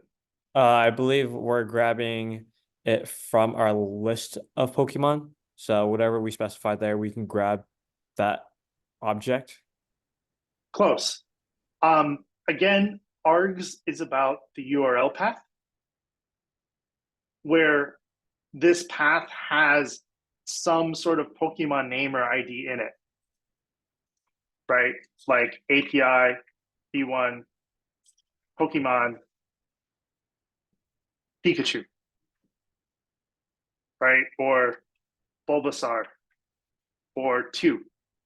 And so args is actually refers to those parts of the URL, those URL params that that we can change, that are dynamic. And it also lets us do the same with query params and the request body.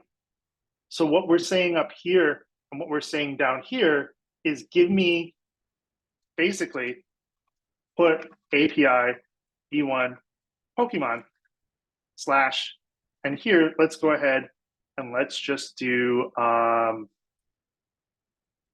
let's not do Pikachu. Actually, let's maybe try Bulbasaur, whose ID is 2. So let's do Bulbasaur.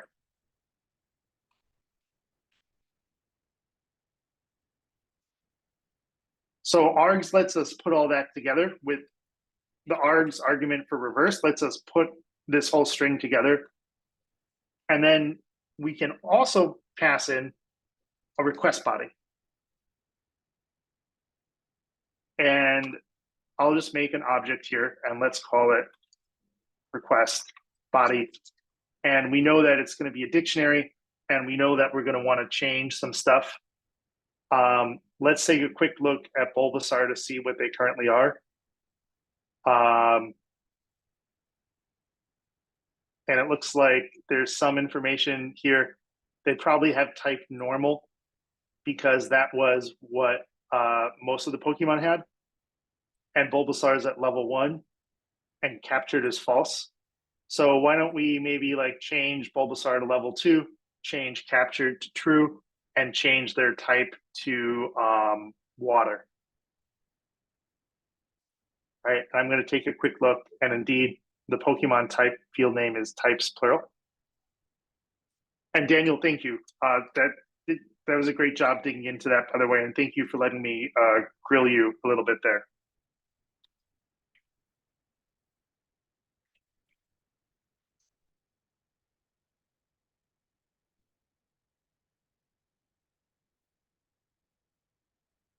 And I think this should maybe be capture.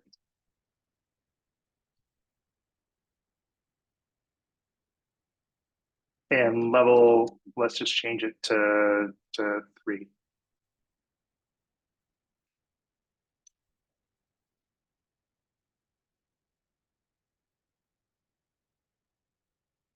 Right? And now this request body gets passed in as an argument as well. And I need to close the parentheses on the reverse.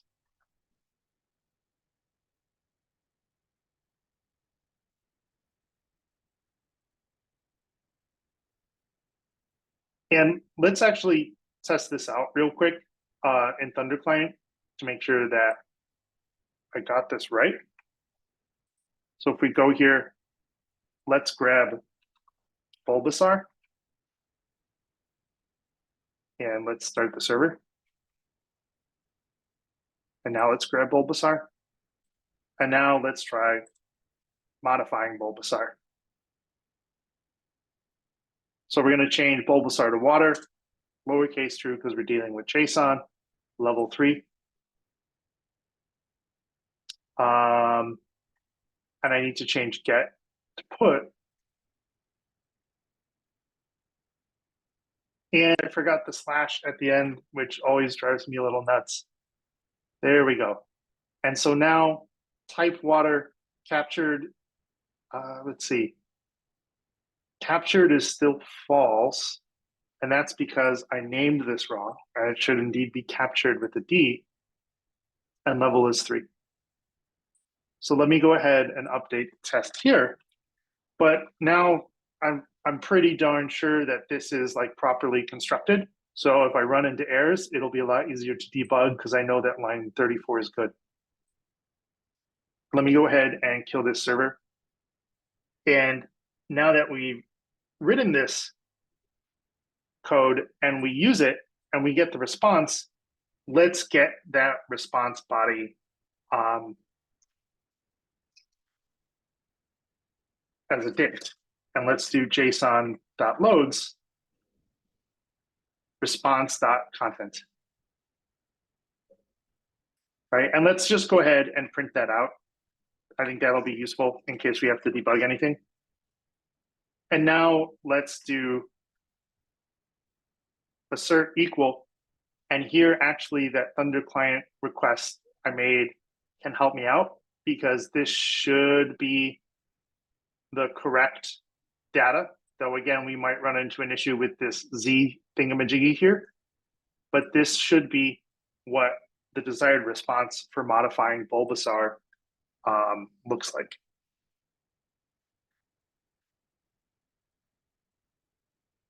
And we're going to want to go ahead and add that to our list of answers.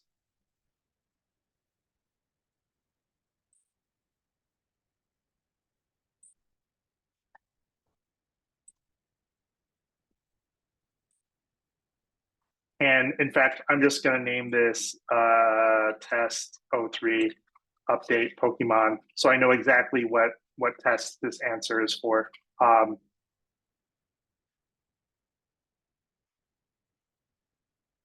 And we just need to change that to a capital T. And now let's go ahead and import that.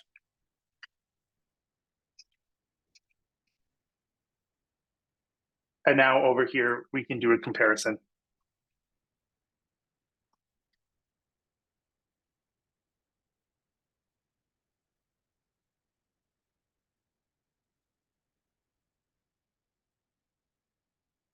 And now let's run our code and see how we do. We're making sure that the server is not running.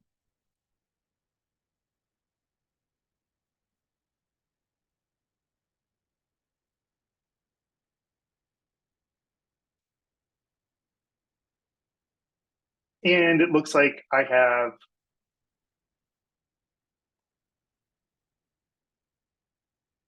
an error here. And I apologize. I think I just got the syntax of this wrong.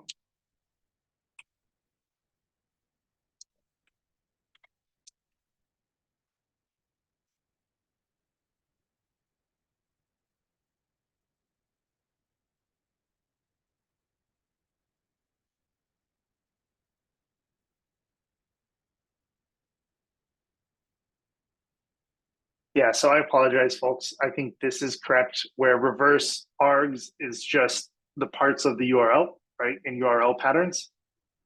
And so this is the first argument that this put request gets. And the second argument is the request body. And let's see how that works now when we run it. So this is a good sign. The test ran. We got an assertion error. It looks like there's a couple things that we need to add to the test to get this to pass. First off, this detail unsupported media type application octet string. We need to tell the test what kind of data to send back. And you all have probably seen this content type HTTP header floating around, but now you can kind of see it in action and see why it can be useful. So we need to tell the put request to set the content type to application JSON, because that doesn't happen by default. So Django does do that for us, but not in our test code.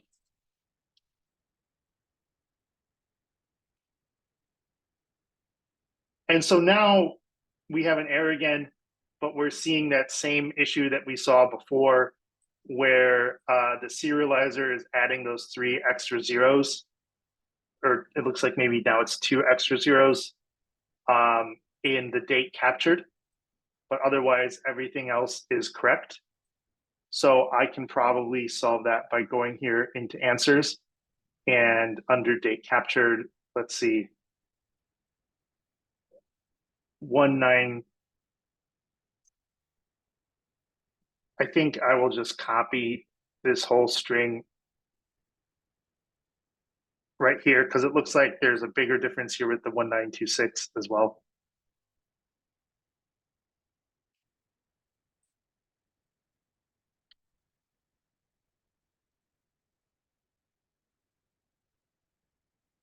So let's put that there. I think we're also going to have to make this change in the fixture file just to be safe.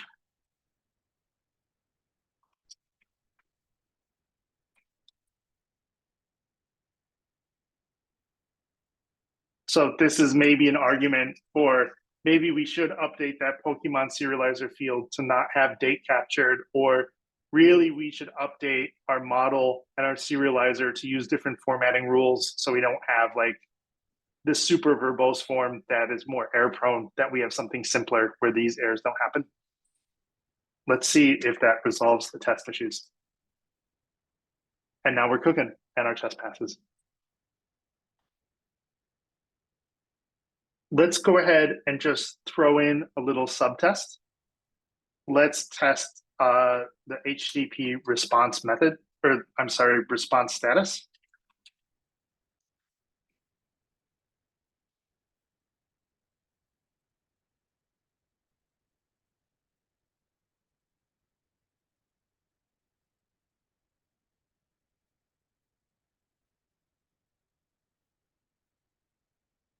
And excuse me, this should probably be, I want to say a 201, or it's actually a 200 okay for update. So now our test will test that we get the correct HTTP response status and the correct HTTP response body.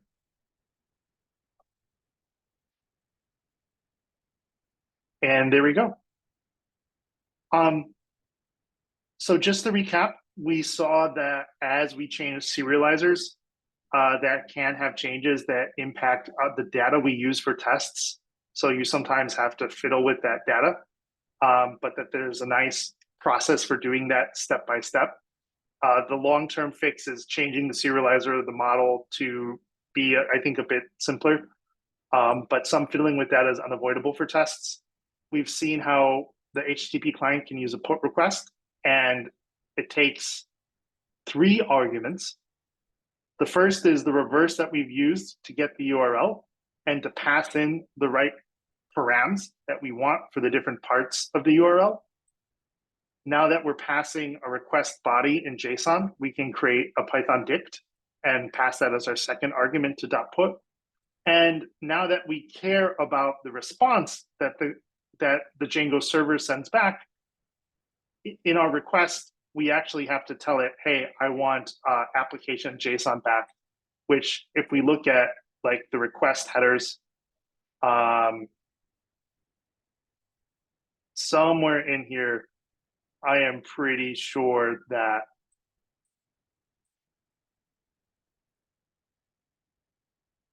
that Thunder client is doing that or doing something similar.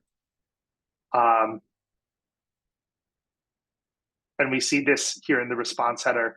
I'm not sure if it has to be set in the request header, but we do have to set it in the request header here for our tests. Do folks have any questions about how to build out this test for a put endpoint?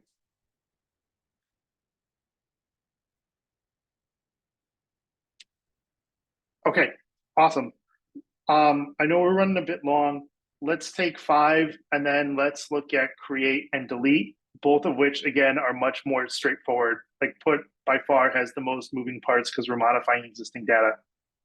Does that sound good to folks? Okay, awesome. Thank you, everyone, and see you all in 5 minutes.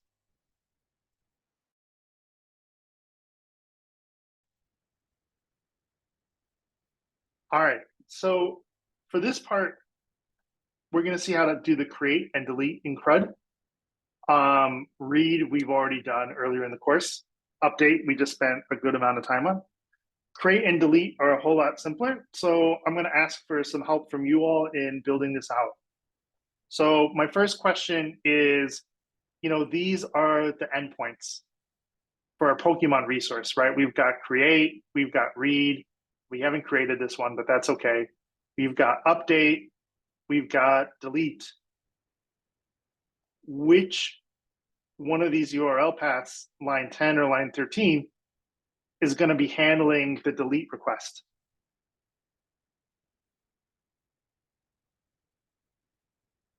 What do y'all think?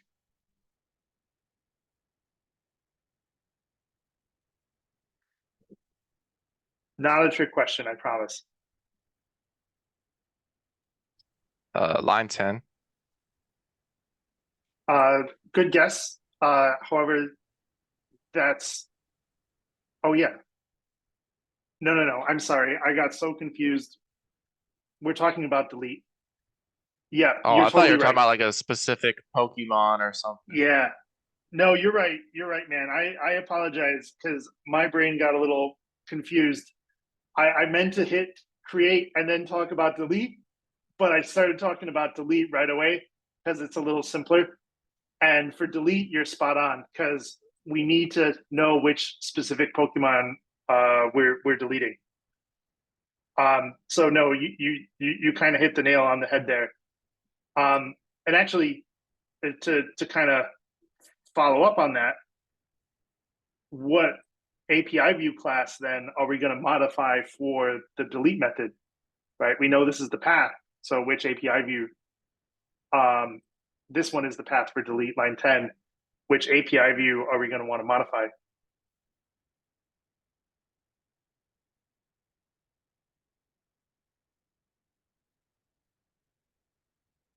Well, this one for deletion, right? I delete a specific Pokemon. I'm not going to delete all the Pokemon. And as long as I started talking about delete, we might as well finish this one out, right? Because delete is relatively straightforward. Do we need to pass anything in the body of this delete HTTP request? Does anything need to go here? Like name or type or moves, list of moves. Again, not a trick question. I see one or two folks shaking their heads. And the answer is no, we don't need anything. All we need is the ID of the Pokemon that we want to get rid of. Right, so let's actually go ahead and implement delete, and then we'll circle back and we'll tackle create, and we'll write some tests. Because delete is super straightforward and it's a fun one. So I've got my a Pokemon view. We've got this get a Pokemon method. We've got this update moves. We've got get. We've got put. And now we know we want delete. And I'll get it started. We know the method is going to be named delete, and it's going to look the same as the others with self.request and ID. But can someone help me out and maybe tell me, like, what should my next line of code be here? Like, what do we have to do?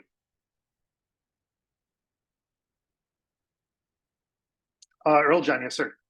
I can try. I was thinking you need to get the specific Pokemon by initializing just like a Pokemon equals to get a Pokemon and then pass the Yep. ID. Something like this. Yes. Yeah, And then exactly. Right, because we want our delete endpoint to handle a Pokemon name and an ID, and we already wrote this really nice helper function that will even throw 404 if the Pokemon doesn't exist, all of which we want for the delete endpoint, because we don't want to delete a Pokemon that doesn't exist. Okay, awesome, man, Earl John. once we get the Pokemon, what's our next step?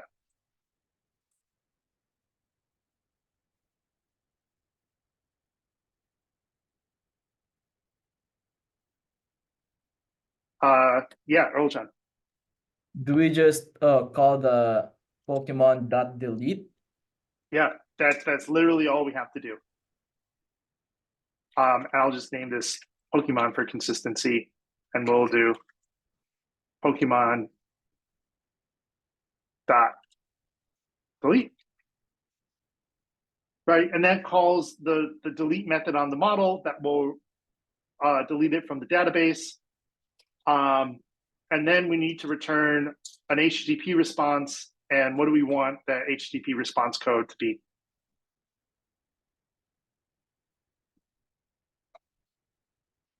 And in fact, I kind of put it up here as a hint.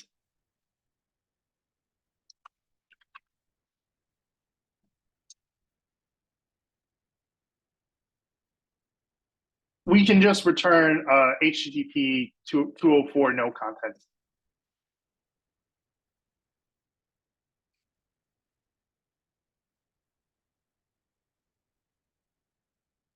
So deleting a Pokemon is really simple, right?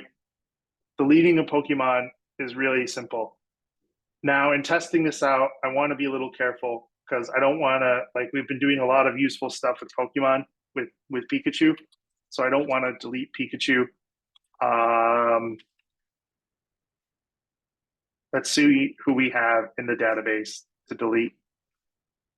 Let's delete Squirtle with ID of 4.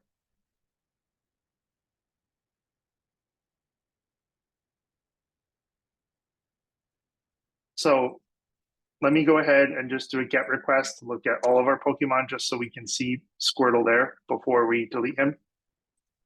Delete them, and let me run the server again.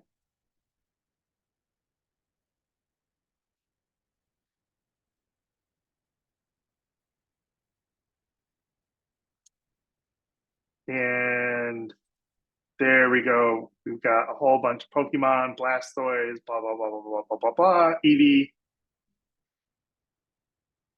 I'm not actually seeing Squirtle sent back, or if he is, he's escaping me. But here's Blastoise with ID of 5. So let's go ahead and let's delete Blastoise.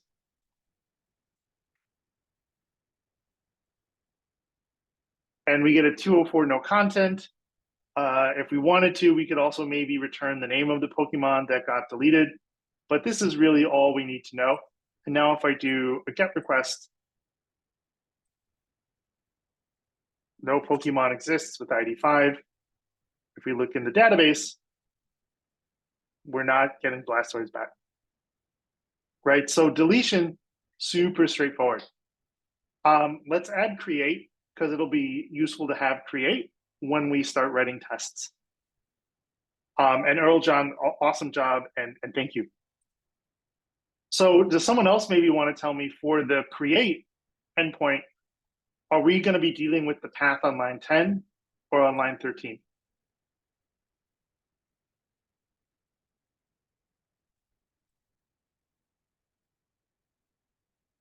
And you got like a 50% chance of success here for guessing.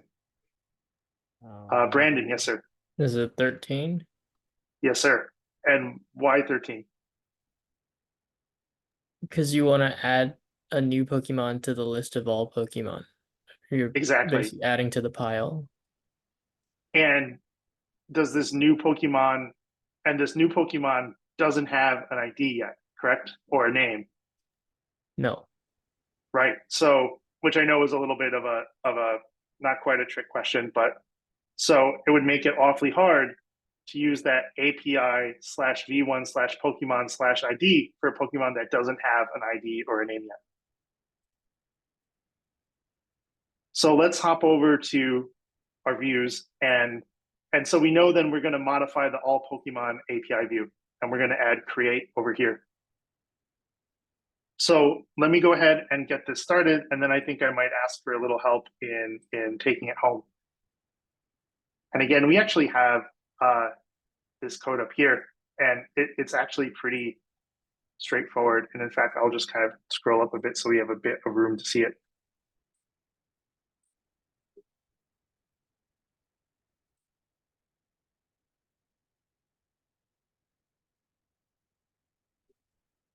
So, not surprisingly, this method needs to be named post.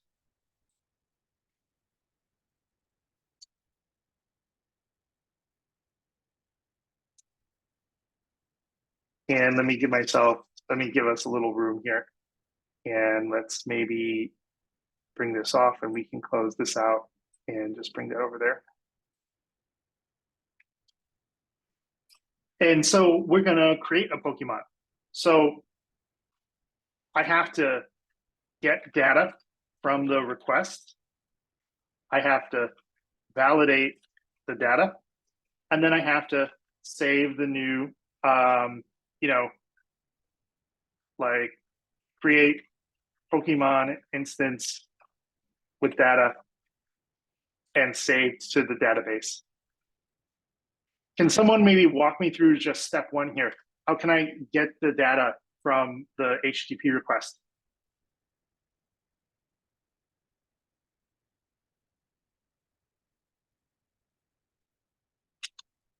Daniel, yes, sir. Yeah, I'll take a stab at it. So we have to say like Pokemon or insert Pokemon or something. We can name it a variable. Like new Pokemon maybe. Yep. And after that, we have to use a serializer to grab the objects from our model. So we need to say something like uh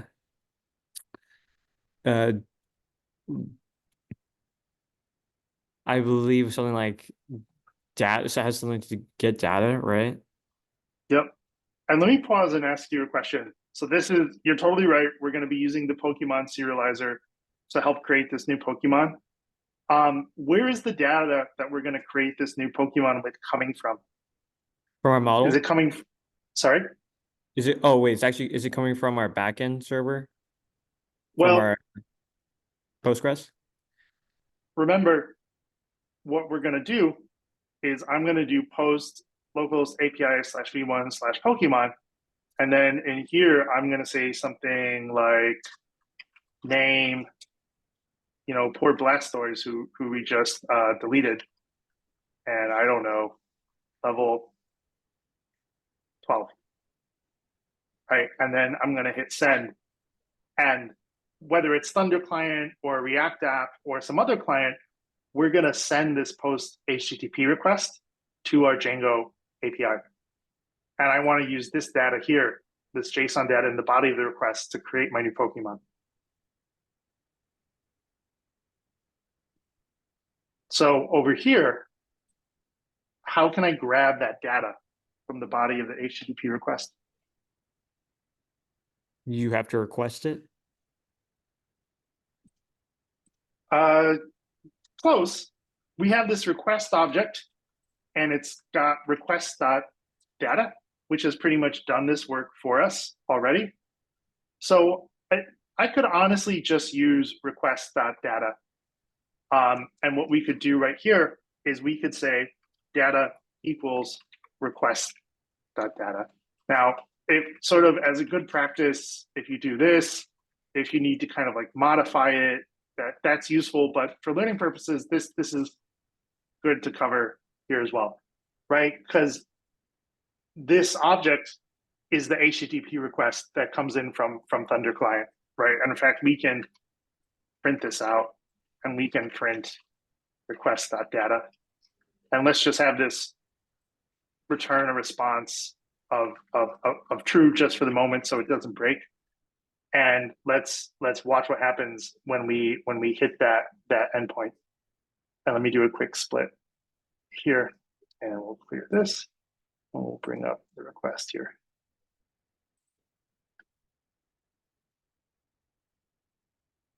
Right, and we see Django REST framework telling us we get a post request. We see this name Blastoise level 12.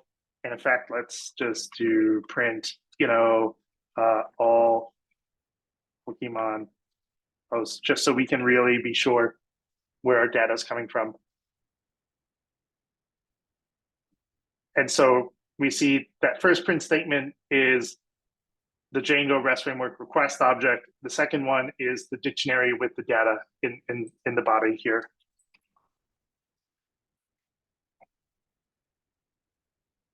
Does that, and it looks like I got a bad request because I forgot to enclose type in quotes.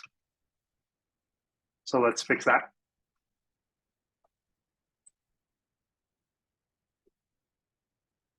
And it looks like, I don't know, does this need to be in double quotes? There we go. Right, so does that make sense to folks that when we're creating a Pokemon, it's the HTTP request coming into our server that has the data, and we grab it this way with request.data. And otherwise, Daniel, I think you're doing great because you were spot on that we can use the Pokemon serializer and we pass in that data dictionary we get from the request to this argument data right here. Can someone remind me, how do I validate that this Pokemon serializer, that the data is good?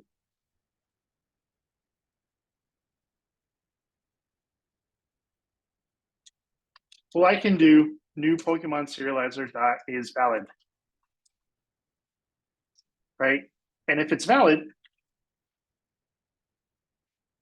let's go ahead and save that Pokemon to the database. And let's return a response that's going to be a success response. And let's send back that Pokemon data. And our status code will be a 201 that we've created this thing. Otherwise, if we have an error, let's send back the errors that the serializer has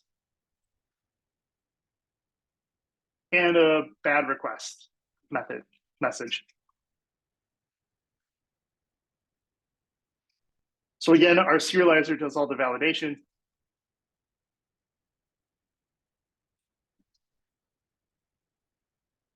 And let's see how we do when we run this code now to create Blastoise. And that worked great. Blastoise was created. And if I do something silly, like add a bad field, we get an error. Right? And so that's creating a Pokemon using the data that comes in from that HTTP request. Because again, whether the client is the client HTTP program in those Django tests, Thunder client, or the browser, the client sends an HTTP request over to the server, and that's how this data is getting passed around. And I just want to check in and see if folks have any questions or things that might be good to review on how to create a Pokemon. Daniel, yes, sir. So for line 31, when you say is valid, is it using the model to check the validation of the Pokemon? Yes, the serializer is using the model, correct. Because if I go over here to, let's open up our Pokemon serializer, I can find it. There it is. So when we define the Pokemon serializer, we pass it the model. And then, sorry.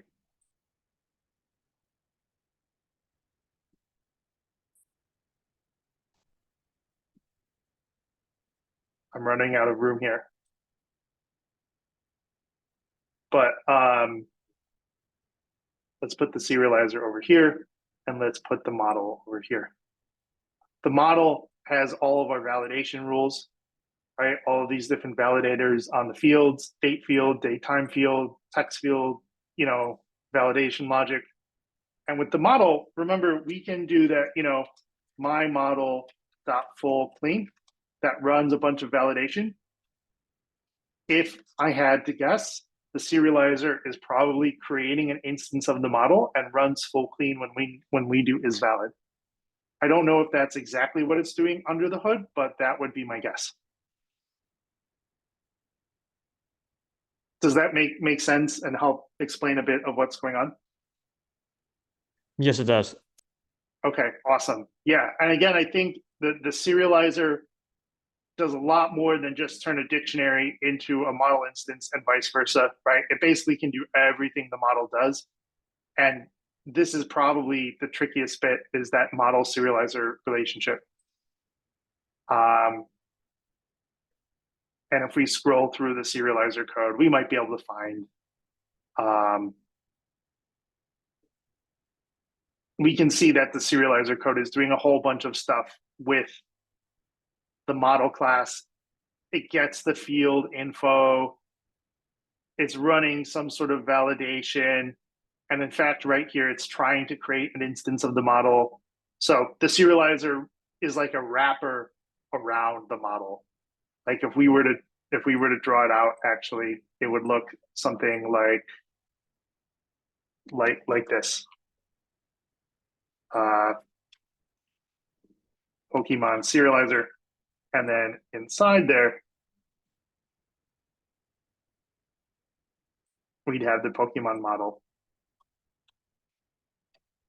For some reason, Django decided not to use inheritance to do this, probably for reasons of flexibility, but it accomplishes a very similar effect as inheritance.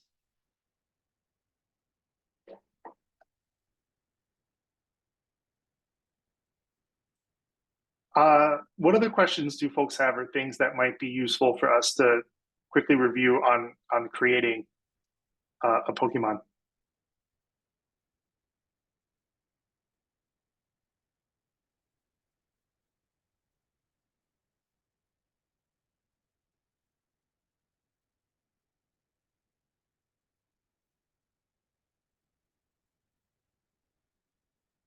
Okay, let's knock out a little test code. I realize we ran long, and I apologize that we didn't get into work time, but we've covered a lot of ground. So let's just sort of do some reps and sets on the tests, and then we can wrap. So let's add a test for creating a Pokemon.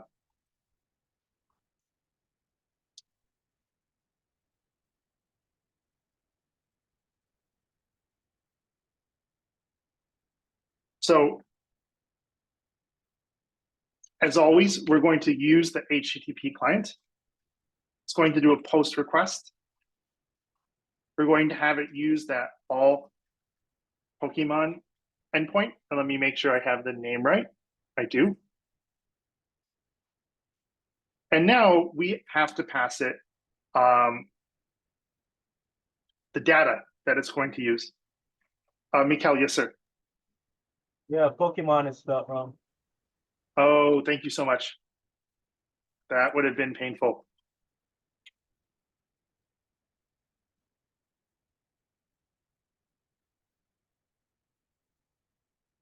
And I'm not,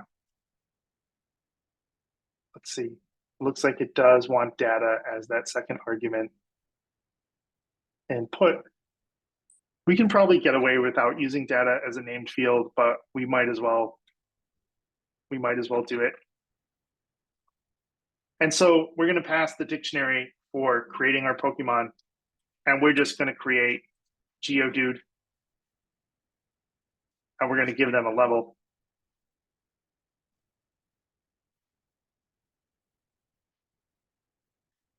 And a description.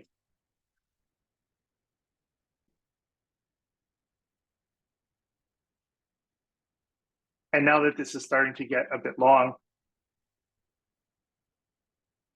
I'm going to put this on a separate line. Let's just call this request body.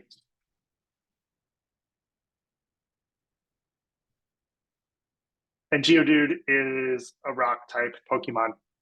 And that's probably enough of a description to get us started.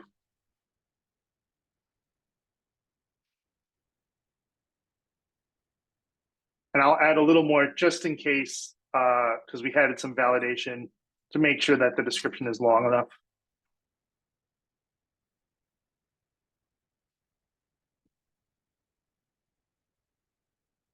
And Geodude is going to be captured.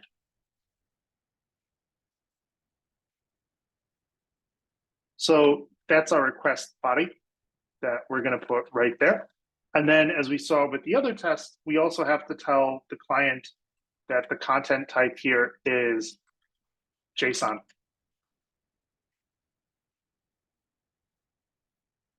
So let's test for our correct response code, our response status, and let's use a subtest to do that.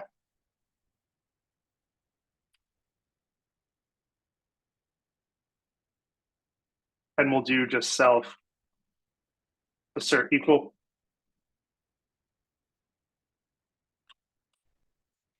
Response status code and 204. And this is actually enough, almost enough to test the test, but we might as well just finish it off and test the response data itself.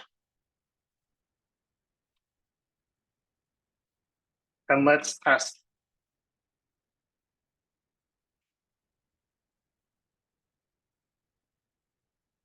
that the response data has the correct name for Geodude, which is probably enough to assert that this is correct because we already have tests for the model and everything else.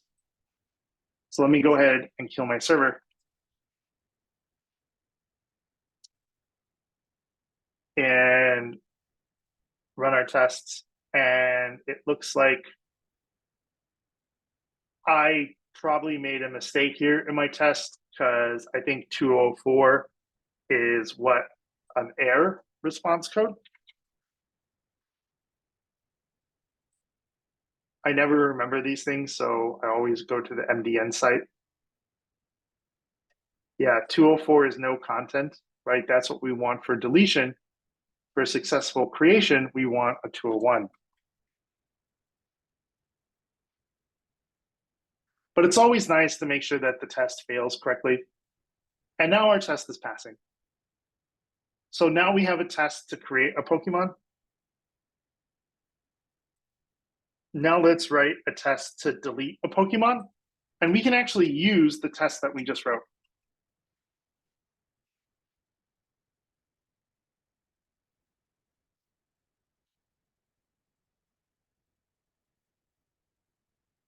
So first of all, let's create a Pokemon.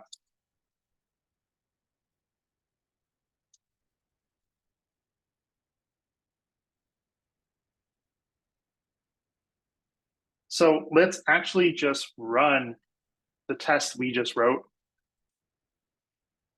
that will create Geodude.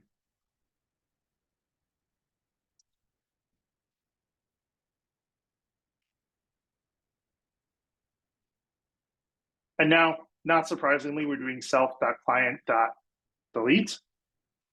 We need to do reverse again.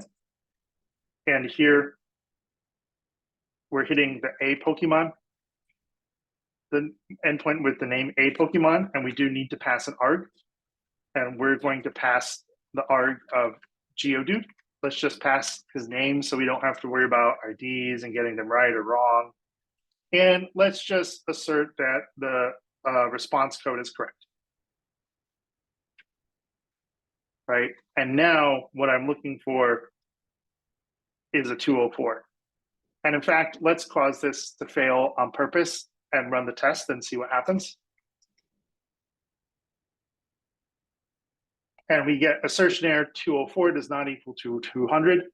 That's what we want because I wanted to cause the test to fail to make sure I've written it correctly. And now let's cause the test to pass.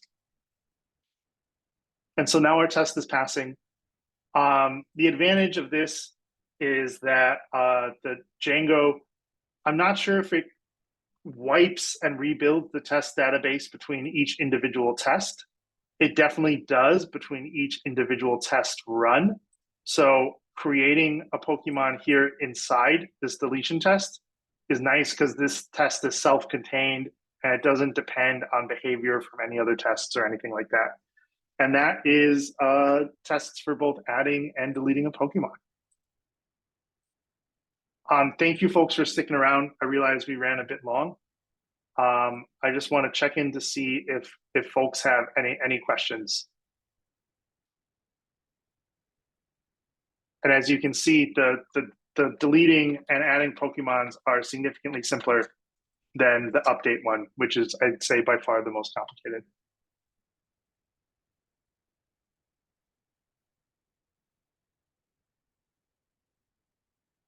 Okay, cool.